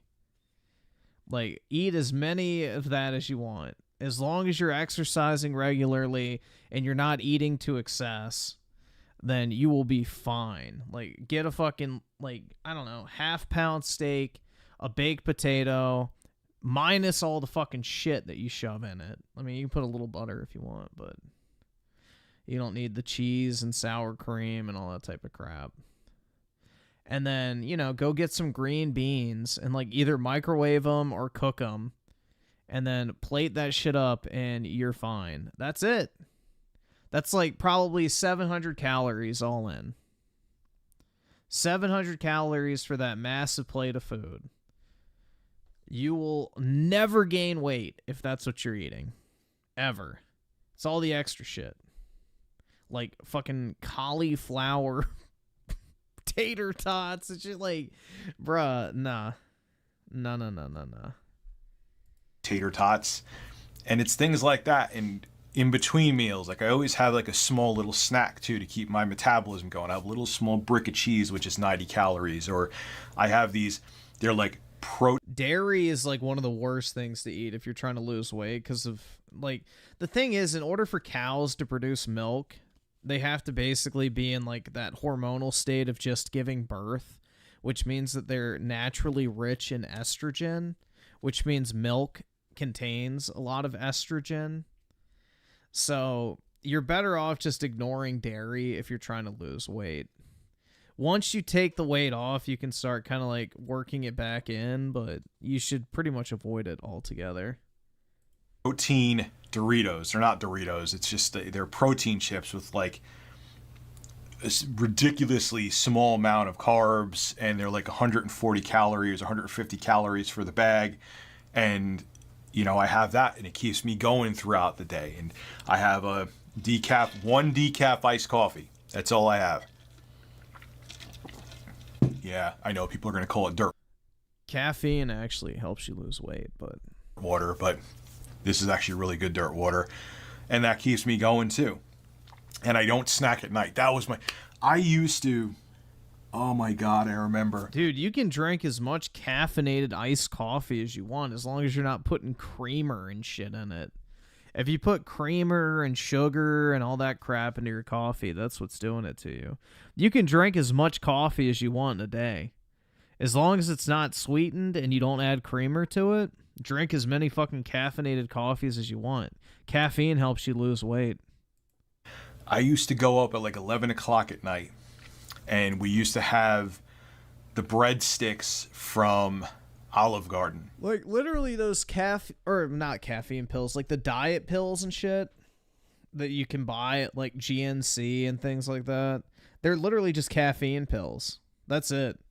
Like, consuming a large amount of caffeine before you eat helps your body work through the food faster and, you know, doesn't turn it into fat, essentially. So, caffeine helps you not gain weight. And I used to have the Smart Balance butter. I used to take a breadstick, open up the Smart Balance butter, and just dip it like it was you were dipping, like, Tostitos dip, and just dip. And I didn't put, I would rip the bread. I obviously didn't double dip. At least I didn't do that.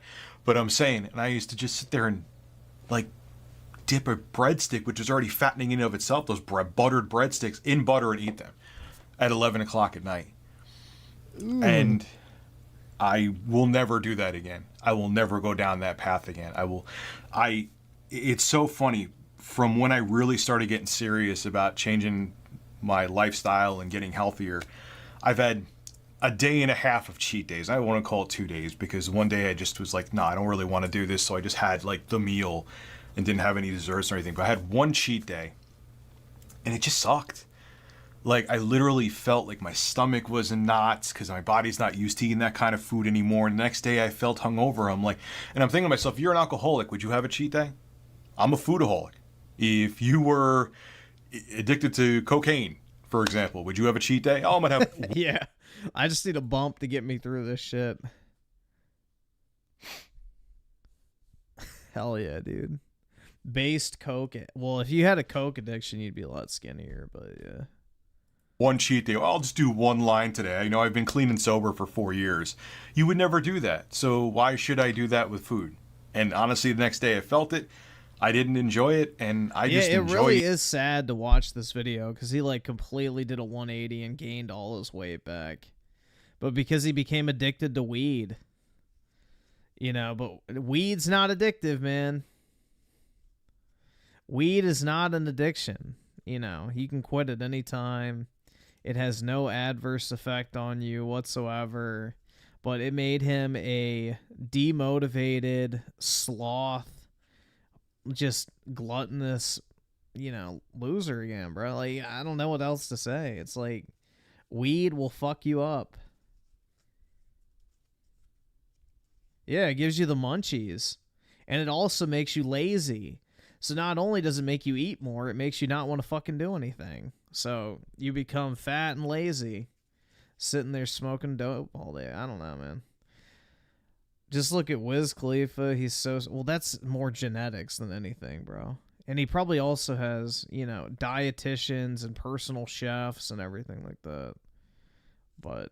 yeah, I think that's probably more genetic. Some people just have really fast metabolisms, bro.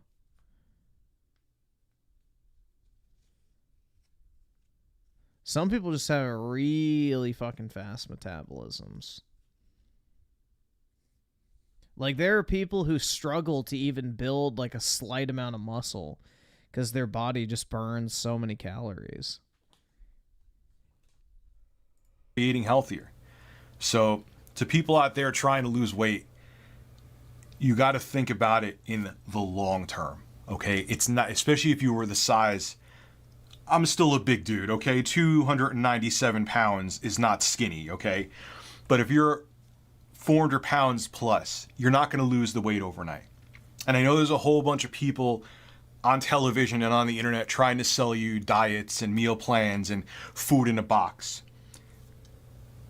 Look at... Nah, I have zero interest in smoking weed personally, so that'll probably never happen.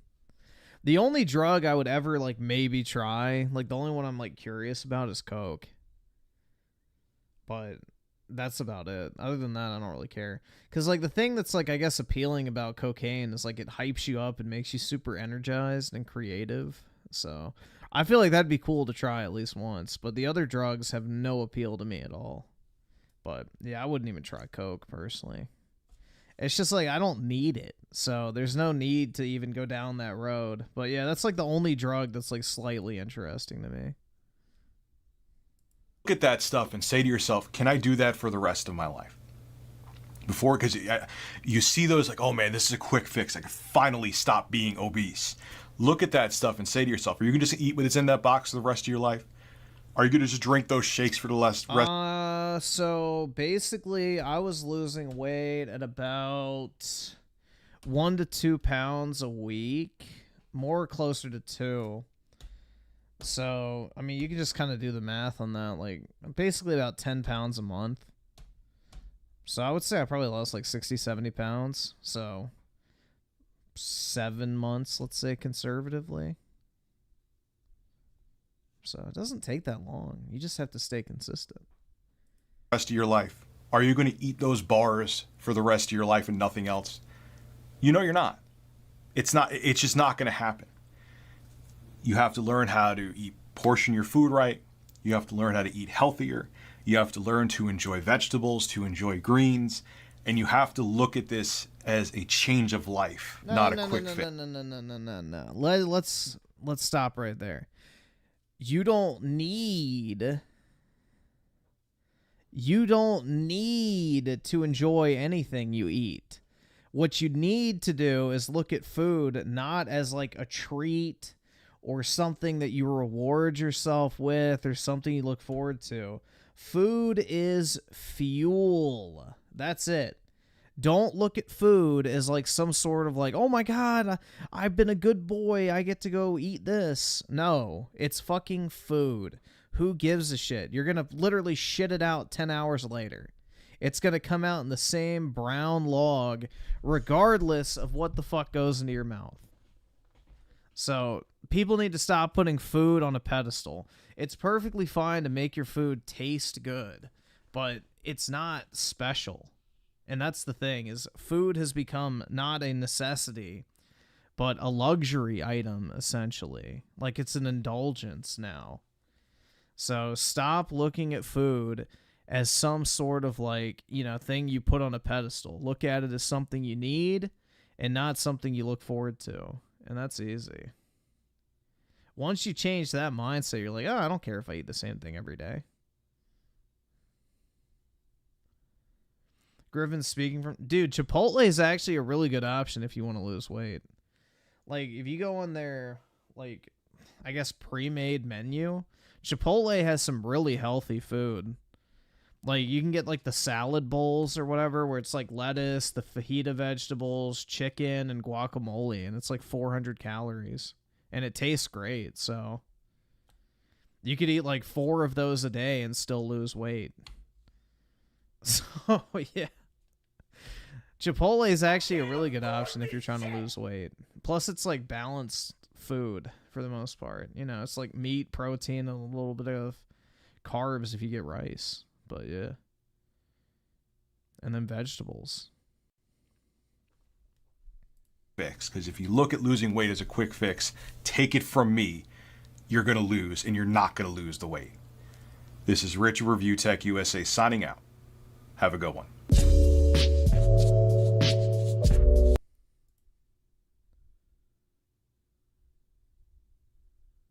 All right. Skip it up and that up. Team Deathmatch. What's going on, ladies and gentlemen? This is Rich of Review Tech USA, and honestly, can you blame him?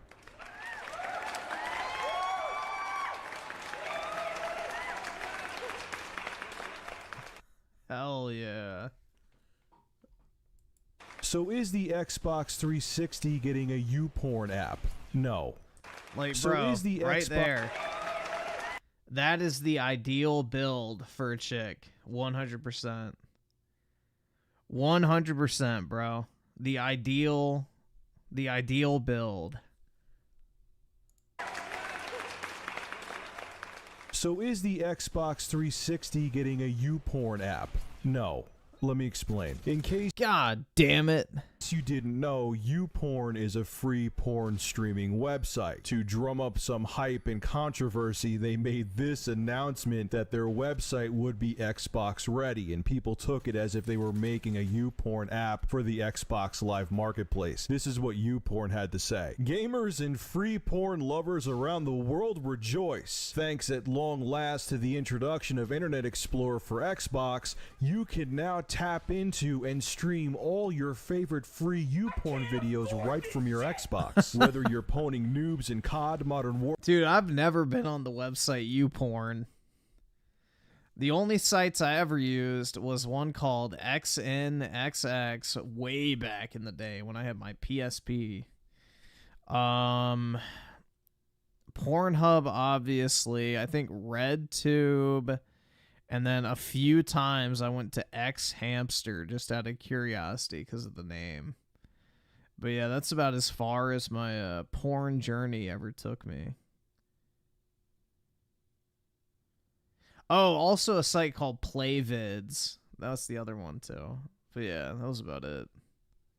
Warfare 3, annihilating Bullymong in Borderlands 2, or taking the Saints deep in Madden NFL 13, you're never more than a few simple controller clicks away from being face deep in hot free porn. The name was always one of the funny most to me. fantastic advertisements I've ever seen a website make. But anyway, Microsoft went into damage control mode to make sure parents didn't freak out, and they released this statement. To be clear, we are adding Internet Explorer to I never Xbox used Live, Xvideos. not specific adult content providers like YouPorn or any other specific website content. Additionally, we give members and parents the option to turn this feature on or off for their accounts. Access to Internet Explorer for all child accounts is blocked by default. The first thing I have to say is, why is this even a big deal? What the hell would be the big deal if there was a free YouPorn app in Xbox Live Marketplace? It's not like they're going to show a schlong or a boob next to the app. And I have a newsflash for all you overzealous parents out there. More people over the age of 18 own an Xbox console than people under the age of 18. If you're over the age of 18, you're an adult and should Yeah, be this able is to a do goated whatever map. you I want love to do this with your map. Xbox 360, including watch porn if you want to. They give you child restriction features with the console, so guess what? If your kid owns an Xbox console, you have to do your job and be a parent and don't depend on a corporation to be the parent for you. I know it's shocking. You as a parent should be monitoring, whether it be on the computer or on a game console, what your kid is doing. Especially now that current generation, and I'm sure next gen consoles, they're more media devices. They're not just gaming systems anymore. You could surf the web, go on YouTube, do whatever the hell you want. You have to do your job and make sure your kid is not getting into shady shit. You know what's funny too is all the over-the-top moms out there, like say they actually did come out with a YouPorn app, who would go to Microsoft headquarters and have a sniper rifle aimed at Steve Ballmer's armpits because they're mad about the YouPorn app. Those same mothers probably let their kids go on their computers unchecked for hours, and they could be getting into God knows what, but because it's a computer, it's okay. But a game console is only for kids still in people's minds. So if there's a YouPorn app on a console, it's horrible. But if your kid's watching horse porn, Well, there's not even a dedicated app for porn on iPhones. Like, Apple doesn't allow porn apps. I don't think Google does either, so having a dedicated app for porn is different than having Internet Explorer, so I don't know. I don't know about that one, bro. Griffin was raised by a porn star, like, oh yeah, definitely.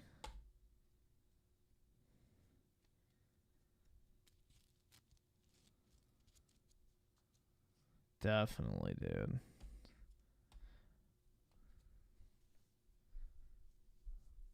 Yeah, back in my day, though, bro, there was actual... Well, I don't know, because I haven't checked recently, but...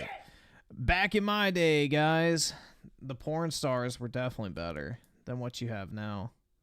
Real talk. Now everybody's, like, tatted up, fake tits, BBLs, disgusting, like, e-girl aesthetic and shit. Like, I don't know, bro. That shit's kind of gross at this point.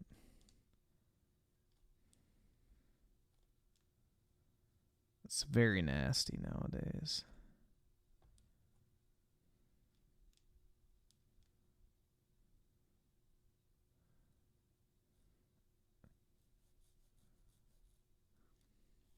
See, Diego Cruz with the 2. Think I'm going to do a 72-hour fast and need a reset. Yeah, it's not a bad thing to do, man. First day is probably the worst, and then the second and third day aren't that bad.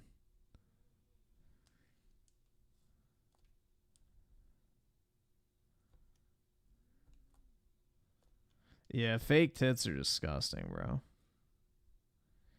I saw there with the 2. I blame taste buds. Yeah, well, it's... The thing is, your taste buds are more of a survival mechanism. Because, like, you know, sweet means energy. Which is why, you know, you have a natural inclination to crave sweet foods. Because your body, for survival purposes, would view that as something you'd want to consume.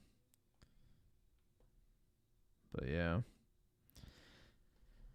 It's a double-edged sword, right? Because, like, food tastes great, but it's also bad for you if you enjoy it too much. Dude, BBLs are fucking disgusting. Jesus with the 2, RTU, pedo maxing. I don't know about that, bro. Opinionated junkie with the 2, getting less sleeps helps you gain weight. Yeah, I know. It also fucks with your muscle building, so I'd probably be way more swole if I slept. But, you know, oh well, I don't really care. I'm not, like, trying to get ripped or anything like that, so that doesn't really bother me. But yeah, I'd probably have a lot more muscle mass and probably be a lot thinner if I did not get, like, 3 hours of sleep a night, so GG unlucky. If I had, like, 8 hours of uninterrupted sleep, I'd probably be fucking shredded. Like, every night? Easily, bro. Hell yeah. on your PC for 10 hours a day. That's okay because it's a PC.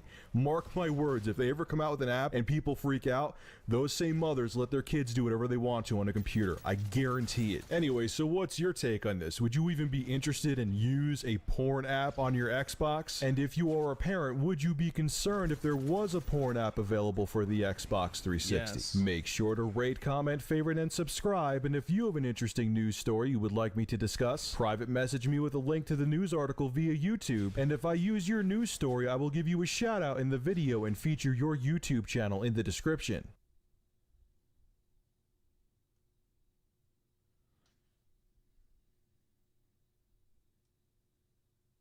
The fuck does this shit? It's always a good. Hold on. The fuck is this shit?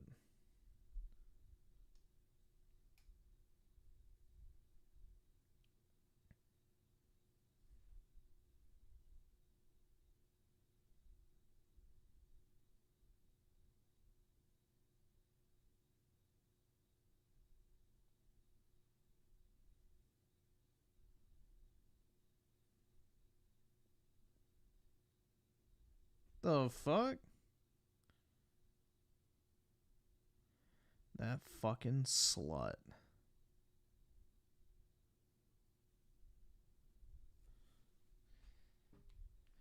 Motherfucker canceled my order. I don't like Dunkin' Donuts. The only donuts I like are Krispy Kreme, personally. I've never really liked donuts outside of those. Krispy Kreme donuts are the only good donuts. The rest are pretty shit. Like, Dunkin' Donuts are beyond mid.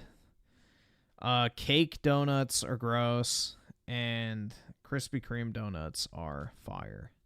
But only if they're warm. Like, hot and fresh Krispy Kreme donuts are the only edible donuts. The rest are just sweet bread, basically, or cake.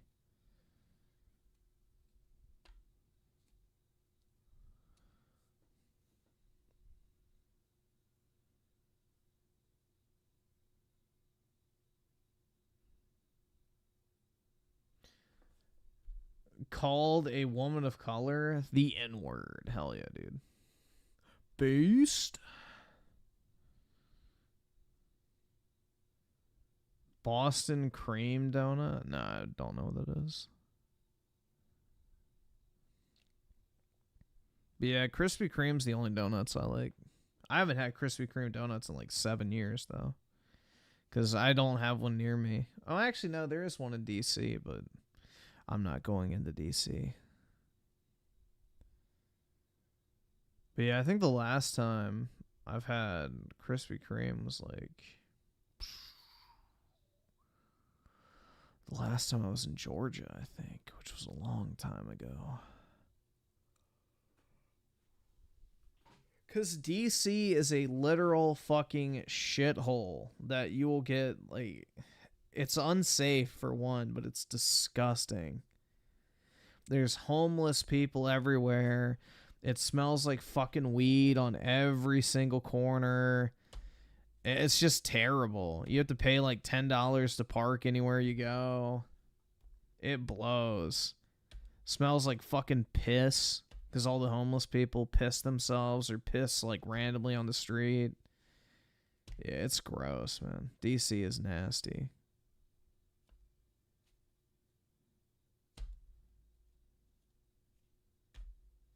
Yeah, the average Democrat city.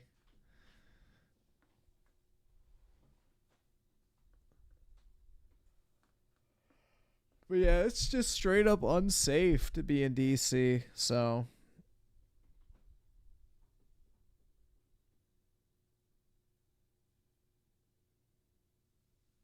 Will you please marry, please? Huh?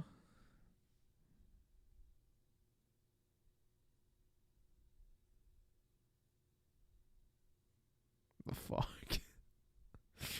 I'm in my city. There's no homelessness because of cops. Get rid of yeah. That's what I wish. We just start plowing the fucking homeless encampments.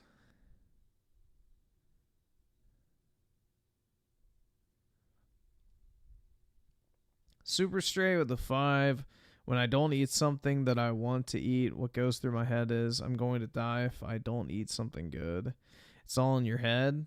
Well, the thing is, and this is like where you can kind of mind fuck yourself, is like if you can learn to enjoy resisting, like you'll start to enjoy the self-control, basically. Like you'll see something you want and you'll be like, nah, I'm not gonna fucking have that shit.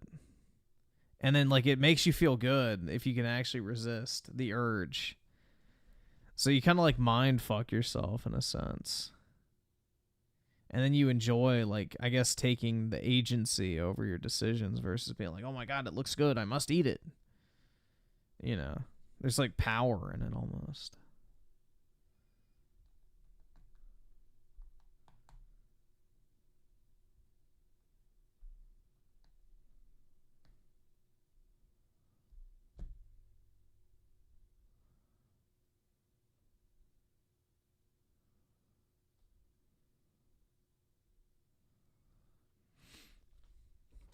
Yeah, I mean, I just think about, like, all these people in, like, California and stuff. Like, prime example, the guy who, like, founded Cash App got stabbed by some fucking crackhead or whatever walking down the street in San Francisco. It's like, bro, how many hundreds of millions is that guy worth? You know, how many millions of dollars did he pay to live in that shithole city? And he can't even live in the city without the fear of getting fucking stabbed. And he ended up dying at a young age. Wealthy as shit, everything going for him. But because of just how fucking dangerous and poorly run that city is, like, you know, it didn't make a fucking difference. And it's crazy that you'd even want to put yourself in that type of environment, especially if you had those, like, resources at your disposal, bro.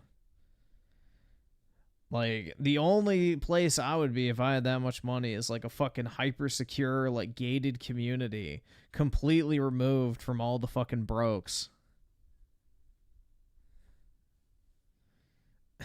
Like, believe me, when I make a bunch of money and I can buy, like, a nice-ass house, I will be so far removed from any potential homeless people.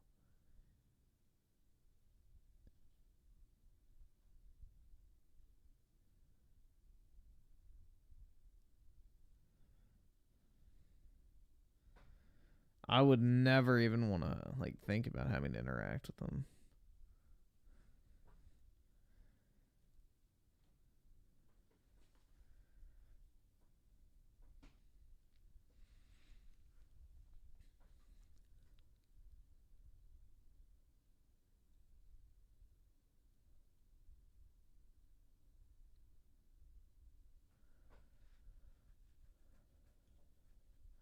But yeah, I don't understand spending all this money to, like, basically put your life in danger, essentially.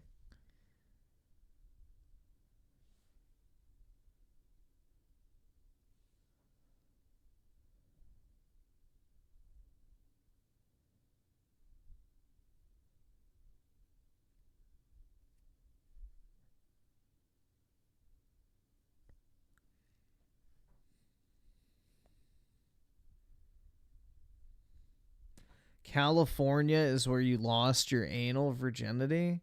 Did it feel good, though? Was Enrique gentle?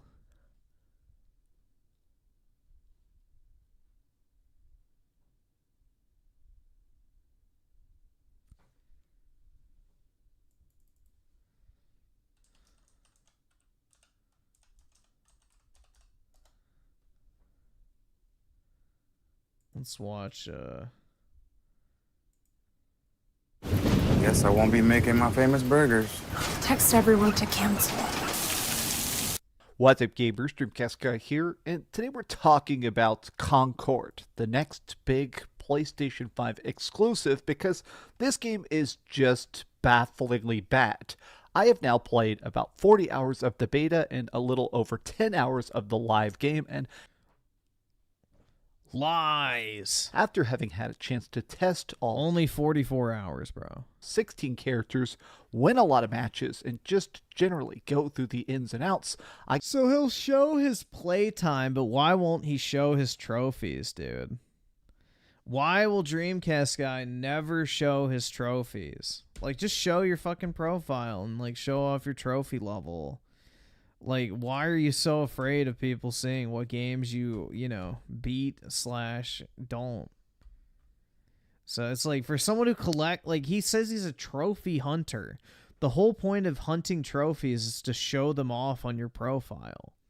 So why would you... He's so fucking stupid. Like, it defeats the entire purpose. Like, obviously, he's just trying to conceal what he does and doesn't play. I gotta say, this game is incredibly undercooked, misbalanced, and frankly, not fun. But let me explain why. I hope you're having a great day, and if you could, please give this video a like and subscribe if you haven't already. You know, it would actually mean a lot if we could get this to 3,000 likes, because this has been a rather frustrating review. At this point, I have been playing different stuff for 10 years professionally. I've been a YouTuber for about 12 years, and I've seen a lot of very failed online-only shooters. Stuff like, Lawbreakers, Battleborn, The Crucible, The Culling 2, Radical Heights, Evolve, just on and on and on. My point is the fact that so many of these companies are obsessed with trying to make some sort of living universe, some sort of game where they can sell you microtransactions and battle passes forever, and almost all of them immediately fail because even if this is good, even if Concord has its moments of excitement, the issue is the fact that, quite frankly, it's terrible. Creators Freedom with the 149. You're broke! You're fucking poor! It's obviously not good enough. All these live service games are constantly competing for your attention, and this one just feels like another lazy, watered-down cash grab. PlayStation is so fixated on live service games. They've said they're working on like 10 of these, and honestly, so many of them feel like a weird, pointless pivot. PlayStation has... Dude, the thing is if Concord was a faster-paced game, had actual characters that didn't look like fucking shit, get rid of the fucking pronouns garbage, and you might have actually had something decent. But no, it's just woke slop. So, pretty fucking pathetic, man. Yeah, I can't believe so, like, maybe this is also why Jim Ryan was fired, is he wasted all this money on these live service studios, too. Like, you gotta remember, they didn't just buy the game. They bought the entire fucking studio and dev team behind it, too. Has made billions of dollars with their actually good single-player stuff. God of War, Uncharted, Spider-Man, that's what actually makes the money. But I think part of my frustration is that Concord, it never feels like a completed concept. So in Concord, this is a 5v5 hero shooter, meaning that instead of just being like your typical FPS with people that are all blasting each other, they have special abilities. So I have played all 16 characters. They're different to like quirky space heroes, but you get people like Tio. He's this soldier who can throw smoke bombs and very deadly grenades. There's somebody like Starchild, a damage soaker. He's able to turn into Diamond and rush into combat and use like a shotgun and bash people about. There's all sorts of people. Da, who can heal people. The Duchess, who's able to use like this special ability where she makes walls that you can walk through, but the enemies can't. Nah, dude, walls don't work.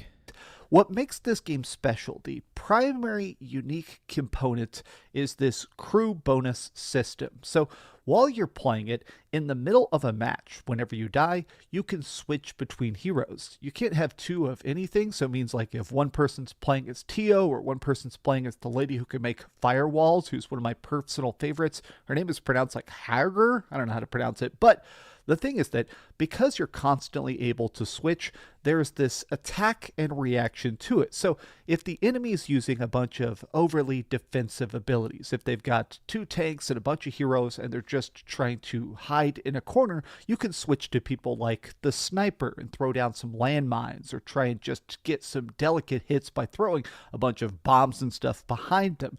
So because of this, you're constantly switching, and whenever you're picking a hero, on the screen, you'll see this crew bonus thing. Each character, there's like different subtypes, and these people all have different bonuses. Certain heroes make it so you can aim faster or reload faster or get healed more. So you constantly need to worry about the balance of the other teammates. But this has an incredibly quick time to kill. Typically in hero shooters, part of the emphasis of it is Looks the like teamwork, me. What the the ability fuck? to play with your buddies in Aw. conjunction to win matches. 1v1 fights is typically not incredibly important in a lot of these hero shooters because it is about the unit. It is about working together as a cohesive unit. But now, because the time to kill is so incredibly quick, it really is just basically a shooter with special weird abilities. Now, the two parts of this that are kind of cool and kind of terrible is the fact that the major difference of Concord against other hero shooters is that your stuff stays. So a lot of these characters have special abilities that they can drop on the ground, placing stuff like landmines or shields or special barriers and stuff like that, and they stay even if you die or even if you switch characters, which means that part His of the mustache doesn't want to be a mustache. Yeah, bro, that thing's like phasing in and out of existence, like gap, like it's so weird. tactic of Concord is very early on push. Yeah, we have more people in this stream at fucking what, almost 5 a.m. watching Dreamcast Guy than Concord has players across the entire world. RIP. Into a fight, figuring out what the No, I don't have facial hair, bro. I shave. Enemy team is picking, and then a lot of times establishing a bunch of traps, putting down a bunch of barriers or suction machines or stuff that's going to slow them down or funnel them into a particular part of the map, and then maybe switching to a different character that fits their meta a bit better. The problem with this is that there are no Yeah, I guess so. Dude, everybody thinks I'm like fucking like in college or high school. It's weird. I don't know. But yeah, it's a very common question I get asked. It's like, oh, aren't you in school? It's like, bruh. No.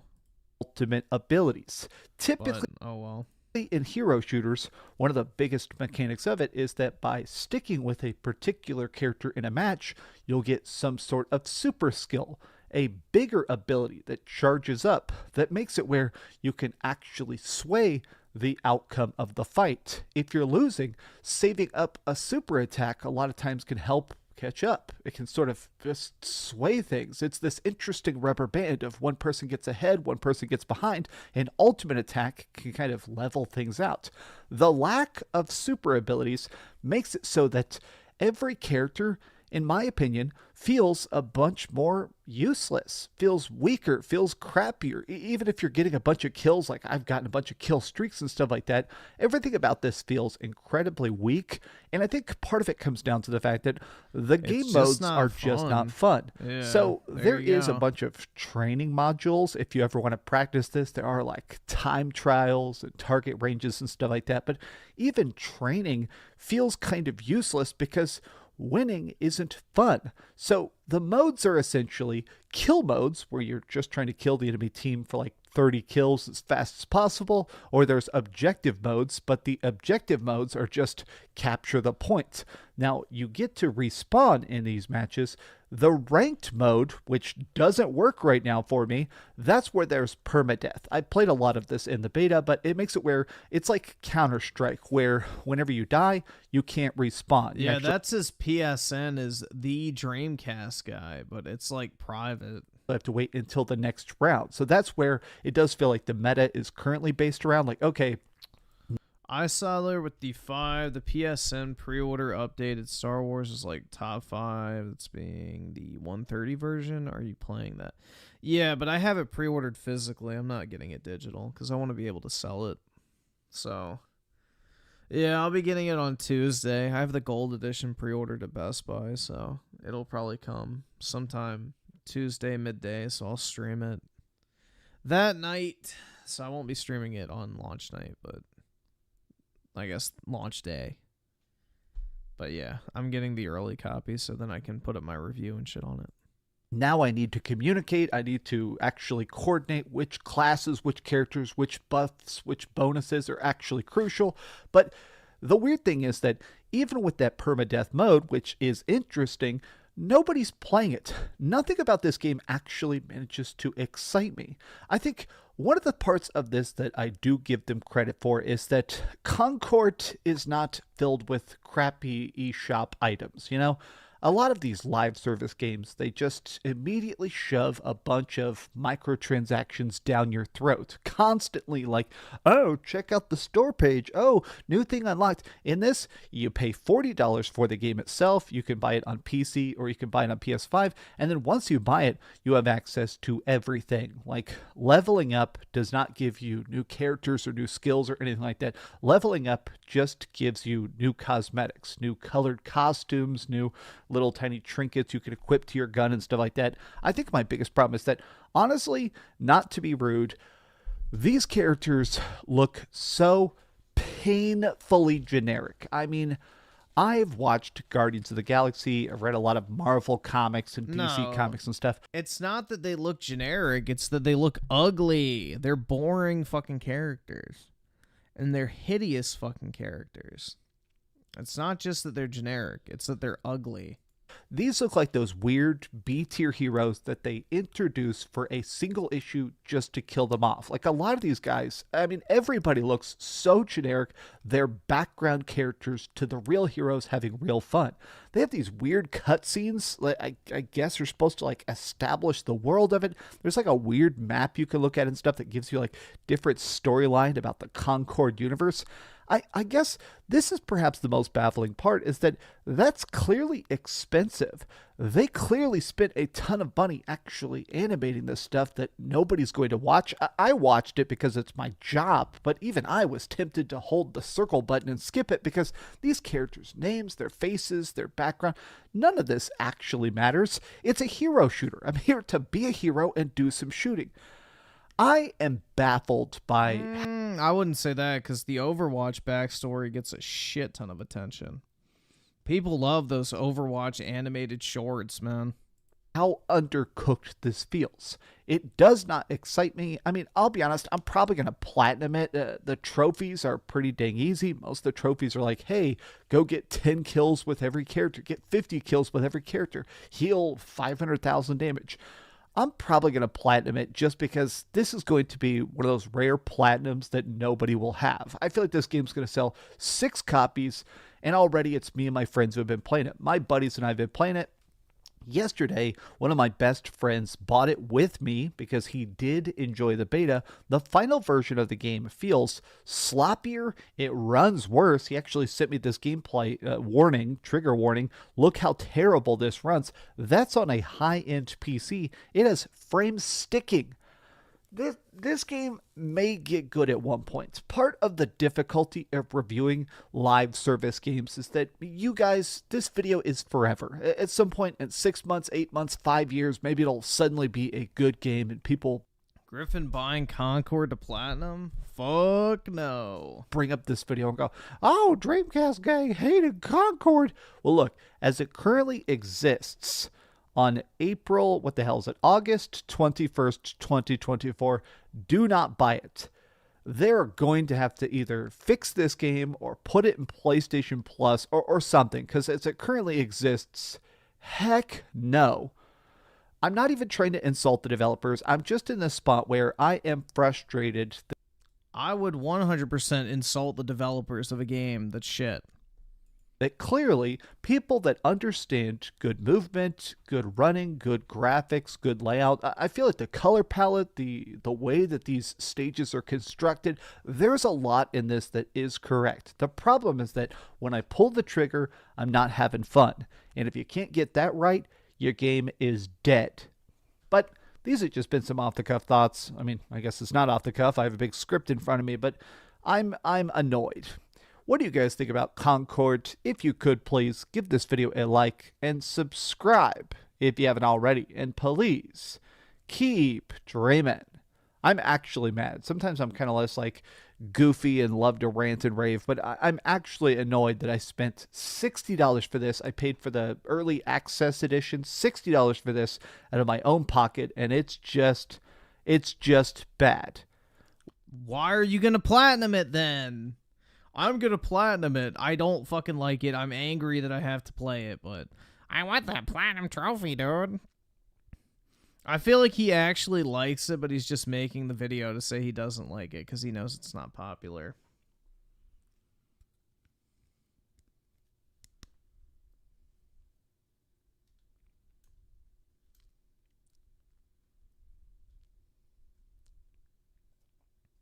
Yeah, he has a girlfriend, bro.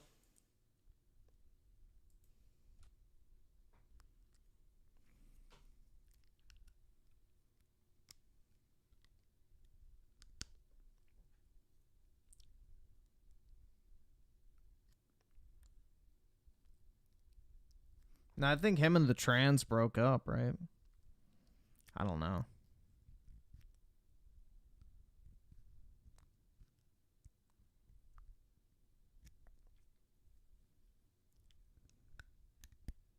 When will I platinum Concord? Never. Because I'm not buying it. I have zero desire to buy a fucking console shooter in the first place, but yeah.